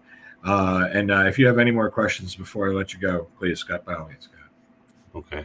Well, Joey's got a couple of questions. I'm going to skip through a few of them, so very quickly, because it's Joey. Half of them are just taking the piss. God, man, I would be giving Dave Portnoy a run for his money, man. Absolutely. I love fucking pizza. Of course I'd be doing that. No, I mean, I don't know. Maybe I'd be doing Italian reactions. I don't fucking know. I don't know. Maybe I'd be a Goomba. Who knows? What married guys in the community do I think are gay? Well, Joe, there's only one. No, I don't think any of them are. And maybe about a half a dozen. But either way, I'm not naming them, so it doesn't matter. But no, none of them. Nobody. Okay. Nobody. And obviously, bear in mind these are from Joey. Feel free to just say, Joey, shut the fuck up, and I'll answer that. So we'll just. Sure. He was in a high-rise building with Janice. Listen. You ever seen the skit with? You ever seen the skit on the Dave Chappelle show? The Eddie Murphy, the Charlie Murphy True Hollywood Stories, and he's talking about when him and Rick James are getting into it, and the security guy comes running over and he tells him, he goes, "Knock," he goes, "Stop right there." He goes, "One more step, and I'm kicking this out the goddamn window." There's a word in the middle there, but that's fine. I'd probably feel the same way. Like I wouldn't jump out either window. It was like, all right, open your mouth, and I'm kicking this bitch out the goddamn window, and then I would just hope that somebody would scream. Okay, so one from Smitty. We're going to ignore half of Joey's, in fairness. I answered that. I don't know. I don't think so, man. I think we're going on a fucking. It's not good. It's going to be a while before the show levels out, but whatever. Oh, there's a proper YouTube one. A proper question from Joey. Yeah, the answer is one. It's Janice. I talked about that earlier. I copyright strike. She pissed me off so bad. And the thing is that I was okay to just shut up and ride off into the sunset on both these people, and both of them were like, what's wrong with you? Why haven't you congratulated me? It's like, because you fucking cheated to win. That's why. That's it. Fucking ask me questions. If you to ask me why I'm mad, you know why I don't want to talk to you. You're fucking fucked up. Whatever. You go fucking hang out with your buddies. I don't want these assholes near my channel ruining it. You fucking do your thing, I'll do my thing. And then you got to fucking poke and prod, and you just start shitting on people. That's what happens. So that's it. Copyright strike. You deserved it. I'd do it again. So very quickly, I've got one from EB. I'm going to ignore most of Joey's, but just. So Jim tried to make a comeback. He came back onto YouTube. He did the show a little bit. What happened with Jim was Jim fell off a ladder when he was doing the video calling show and broke both of his fucking ankles, I believe.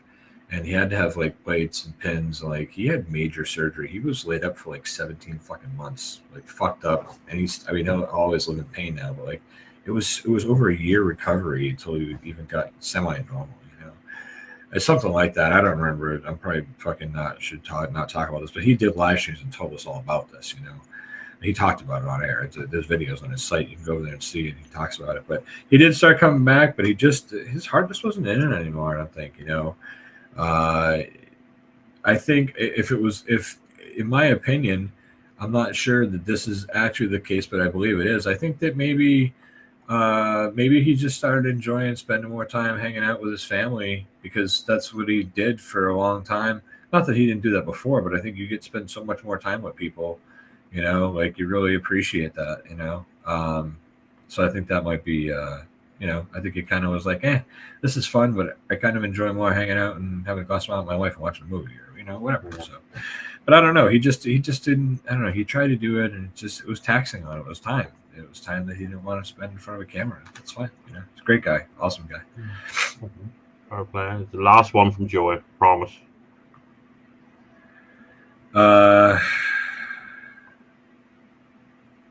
Thank you, Joey. You are a funny guy, so. Yeah, I appreciate that, man. I appreciate so many people say stuff like that. Joey says stuff like this to me all the time. And as much as Joey and I bust each other's balls, or more importantly, bust every other motherfucker's balls, I really appreciate. I know that Joe believes in me, and that's just I don't know, man. It's something I got to make time for. That's really it. I got to make time and commit to trying it. I just have to do it. So I've thought about trying to do some funny things, sketches, skits, whatever. I don't even know. I got this idea right now, and I'm gonna run with it. And this might be the comedy that I'm looking for because it's not actual written comedy, but it can be in the future. So we'll see. It's a project I'm working on. Anybody who's fucking EB knows what I'm talking about. Anyway, here's EB's question. So this is.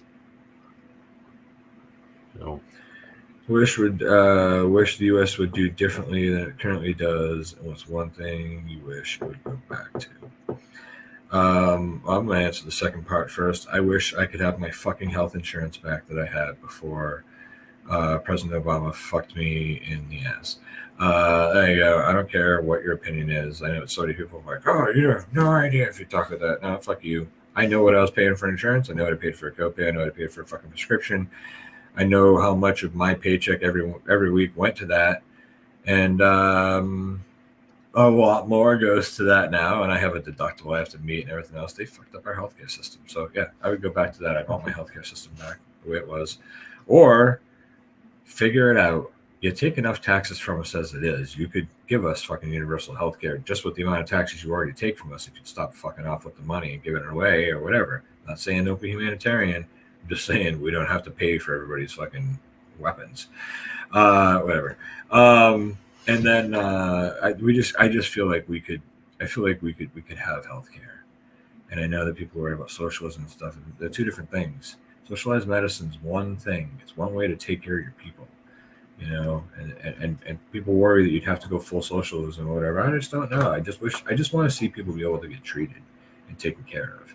And maybe, you know, if you choose to not carry healthcare, you sign off on it. And the people that don't choose to, but are forced to, we make sure all of them end up on fucking like a Medicaid system or whatever, you know? So it's hard. A lot of people out there can't get it or they get denied and they need it, you know? So that's tough.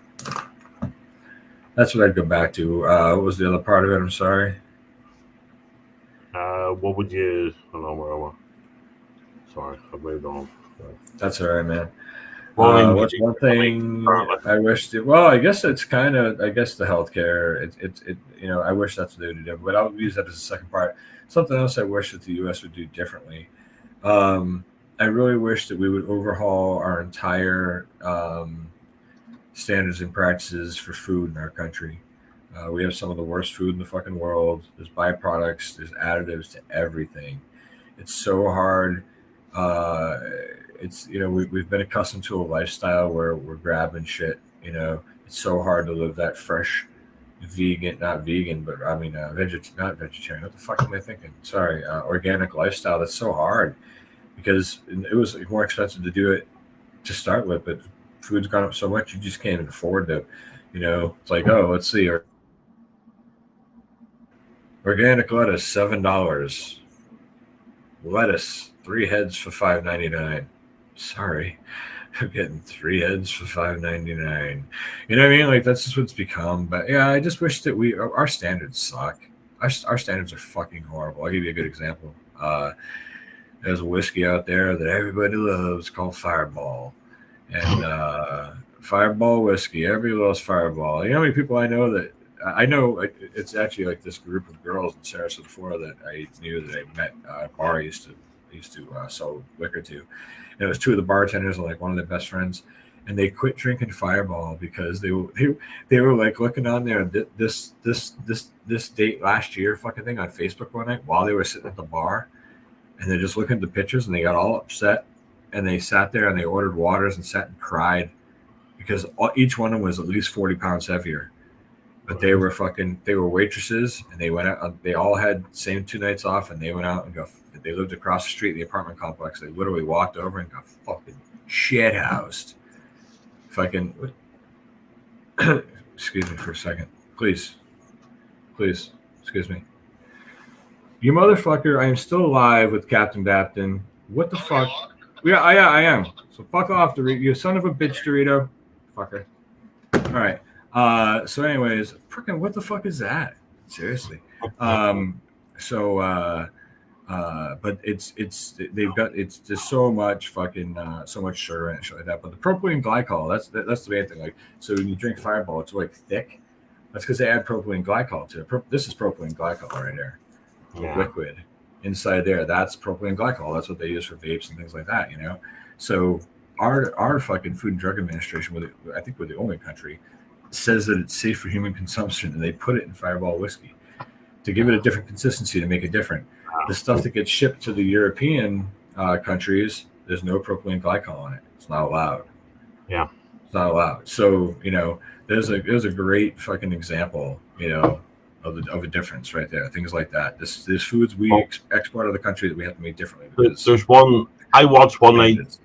You were on with talk about pizza, because I always throw up the thing about having banana on pizza, and everybody jumps on me because you have never tried it, but it's gorgeous. But anyway, that's I don't want to get slapped for Banana. that. You said banana? Yeah. With what? Is there a certain meat that it goes good with, or? Pepperoni, salami. I'll do this, bro. I'll 100% do this. If you're making, it's a sweet and savory. I tried it. It's called a Canarian pizza. When I tried it first in Gran Canaria, which is one of the Balearic Islands, Spain. So you put raw slices of banana on and just let it. It's just another topping. You just slice it, put it on as a topping, and put whatever meat you want on, so you get the sweet and savory. See the hot banana. But anyway, that's not why I said that. But yeah, yes, dude, I think I'm gonna make pepperoni, banana, and banana pepper. Those three things together. I think I'm gonna try this. As I would have pepperoni, salami, and banana. And it's just the sweet and savory. But what we're talking about. Salami. I'm doing salami. Yeah. And you'd said about I think I mentioned Domino's, and you meant fuck off Domino's. Worst pizza. So we don't have the variety you have. But I then watched Food Wars. You ever watch Food Wars? I think so, yeah. On YouTube? Yeah. Well, they did Domino's Pizza. It's UK versus USA. Yes. I've done some. I haven't done that. I haven't. I didn't know that. I'll have to watch that. Pizza one, the Domino's Pizza one's scary. Our pizza base is flour, salt, water.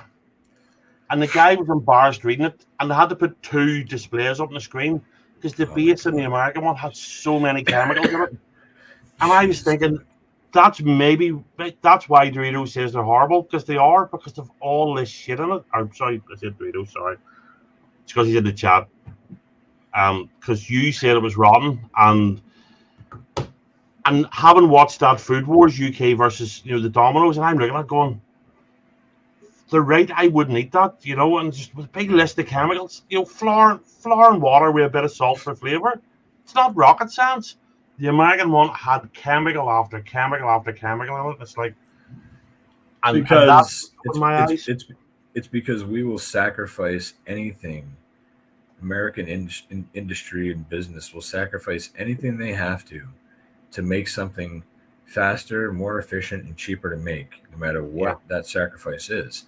So instead of making fresh pizza dough, like it sounds like they're doing at your Domino's, they manufacture pizza crust, which come as a box of frozen discs, or actually, not frozen discs. Probably, I would imagine Domino's, they come as like frozen balls, Yeah. And then they let them sit out, and they rise them and everything, but it's pre-made, dough. Or if there's a lot of chemicals in there, then they're pressing out discs. I'm not sure which way it works with them, but I think they're flat. I think their thin crust is definitely a disc, and I think the other ones they stretch. But either way, But it's definitely worth looking at. Anything to replace something that's more volatile in the market. Fresh stuff is more volatile in the market. Put chemicals in, make it easier. It'll last longer. You can keep it frozen for 8 fucking months instead of 3. But just crust always. Yeah, but try banana if it's not every. I wrote it down. I'm fucking doing it, dude. Honest to God, because when we used to play poker on a Friday night, my brother used to make homemade pizzas for us, and he would always make one with banana on it for me, and my mates would go, "Yeah, fuck off, banana." But then they would try it, and then the next time I'd get next to none of it because everybody would reach for the one with banana on it, So. So I got to ask you a question. When you said, what would you get together for? What, play cards or something? Is that what you said? Play poker. Play poker, yeah, I love poker, bro.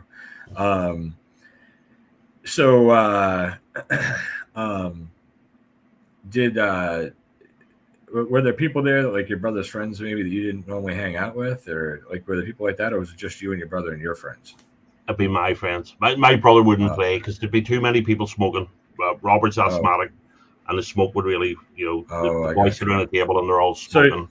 So instead of it being your brother's friend, it's just your brother. So your brother had the pleasure of fucking going to, I'm sure it's not, maybe not, but I'm guessing at some point someone found out that you eat bananas on pizza. And in his circle of friends, somebody calls you like fucking banana boy, or somebody's got something going, man. I'm telling you. Oh, it definitely happened, man. Because I tell you right now, man, if I was over your fucking joint, and we were hanging out, and you like whooped out this pizza. You're like, "Oh man, look at this! Check it out! Fucking salami, pepperoni." I'm like, "Yeah, bro, give me some." You're like, "Banana." I'm like, "Fucking what?" fuck? What? So, but I'm going to try it now, though, because I trust your opinion. But at first, it would be a shock to me. And I would, the next 10 people I saw, I'd be like, I met a motherfucker today. He eats fucking banana on pizza. You believe this shit? Well, it's all about stepping outside your comfort zone. You might like it, you might not. The kids might like it, they might not. But if you're making your own stuff for the sake of slicing up a banana on one of the pizzas, what the fuck does it matter? You know what I think is going to be here's what I think is going to be the hit. Here's what I'm going to fucking try. I'm going to try this, and then the next thing I'm going to try.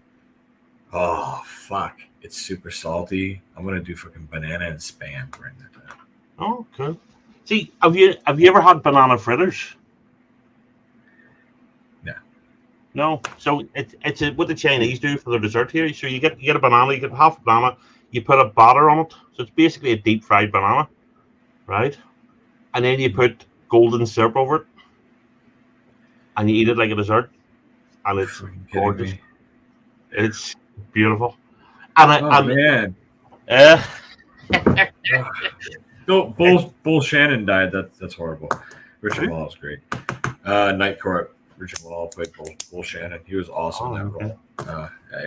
That's too bad. Yeah. But banana fritters, if you have a wee fryer, we light batter, we thin coat of light batter, we fry it so the bananas have, and golden syrup. I don't know what it actually is. I just know it is golden syrup. It's just this really sugary syrup over the top of it, and it's what you'd buy in a Chinese restaurant as a dessert, and it's lovely. Well, what they probably do is they probably take like a bucket and they put some sugar in it, and then they all stand around the bucket and they give the sugar a golden shower. This is what they do. Okay. And then they stir it and they put it on the stove and they cook it into a syrup. It becomes the golden syrup. So yeah, and it's probably, and that's, I mean, if you think of it, that would be sweet and salty. That would be a really nice. Did you say it's a sweet and salty syrup? No, just sweet. Just sweet. It's called golden syrup. So it's like a sugary sort of, I don't know. It's just what I don't know what it actually is. It's really sweet. It's lovely. You can't eat too much of it, but yeah, it's gorgeous. Yeah. I have a question. Would you be okay if next year I went as you for Halloween? Absolutely. Excellent. I just want to get that permission. If you want to go as a loser, I don't know that I will, but knock it off. Fucker. All right. Fuck. Absolutely. So I think that's probably us, because that's went way longer than I was expecting. But I wasn't expecting you to ask me all the questions. So listen. I had a fucking blast. Thank you so much, man. I've had a great time. I wasn't expecting this either. I came home. My wife's like, dinner ready in like 20 minutes. I'm like, I got to get on the show. So I'm going to go have dinner now. But, dude, this is awesome. This is it, man. This is like, I don't know. It's just fun, man. It's nice, intimate conversation. And I think it's very enjoyable. And the one-on-one's good, I think. Yeah, I agree. It's nice. And there's some structure to it as well. So it's not just, we'll sit and what's the weather like? Your place. Well, that's it. We actually have conversation and talk, and it's cool. We had a good stimulating conversation through all the questions. I really enjoyed it. Talkers are going to talk too. Yeah, I have diarrhea of the goddamn fucking mouth. I don't shut up. You guys all know that. I should just be a radio host. Fuck having a fucking YouTube channel. Take this as the compliment it's meant. I only really talk around people I'm comfortable with and that I like. I'm not a huge compliment, man. Because we've had a good conversation. I'm a very quiet person until I get comfortable with people, so, and I've really enjoyed this. I really appreciate you coming up and doing this, because I know you're busy. Man, it's my pleasure. It really is. I thank you for inviting me, man. I'm always humbled when people want to spend time with me and do these. I really am. When people ask me to do stuff, I love doing stuff like this. I really do. It's just, I think that we all have to remember that at the end of the day, no matter what niche you're in on YouTube, none of that really matters. If you're some fucking huge YouTuber and you're producing like these, thousands and thousands of dollar videos or whatever, you're in the Mr. Beast area, you're in Colin Furs, that's different. You become a production company at that point. There's a point where you turn into a fucking brand. You completely become a brand on YouTube. That's a different level. That's way the fuck out of a league of anybody we know. Yeah. That's huge, big shit, right? millions of subscribers. You know, at the end of the day, though, man, like, yeah, some people deserve respect. It's fucking amazing what they've done. I got mad respect for EB, Mike Van Doozy, guys that have already broken that 100K mark. That's a lot of work. End of the day, it's a lot of fucking work. And I've got a lot of respect. These guys have built great audiences. They do a great job. But I think I respect them more because they're still just like you and me, and anybody else. You know what I mean? So yeah, it's cool, man. You know what I mean? I love it. I really do. And I would be nowhere. I'd be remiss if I didn't add this. I apologize real fast. I'll show it. I'd be nowhere if it wasn't a Jimmy C. I just want everybody to know that. All right. Without Jimmy C, I'd be nowhere. I love you, Jimmy. Good. I've only started to get to know Jimmy a wee bit. Haven't barely been on panel with him. So He's that's listen. on my He's to-do a list. fucking. He's a fucking prick. You'll love him. It's great. You guys will get along just fine. But thank you, Squirrel, for doing this. Really appreciate it because this was just a random idea, and just I've really enjoyed this tonight. I've enjoyed all three of them. I'm not, it's slightly different because you were quizzing me as well. I'm not sure that's going to be a regular thing, but yeah, I really enjoyed it. I encourage all your future guests to come with questions. Yeah. So thank you everybody that's watched. Thank you everybody that's in the chat and that's contributed. I appreciate you all for being here because I know there's much more important things and more interesting things you'll be doing and listen to us waffle on. Blake TV is going to go live next and do the after show. So we definitely the links there. So we're definitely going to pop over and say hello there once I go for a pee because I'm going to wet myself. So subscribe to Blake and then watch Blake. Hopefully everybody is going to hang for a little bit. I got to get off here. I got to go at least converse with my wife for a few minutes and have some dinner. So I will. Yeah, I'll be around though. I'll be looking. So if you go live, send me a link. Okay, so thanks very much, everybody, and we'll see you next week for Daniel Arias from Embrace the Suck next week. So he's a dick too. You're gonna love him. I'm just kidding. He's a great guy. Thanks, everybody. Bye. Thanks, man.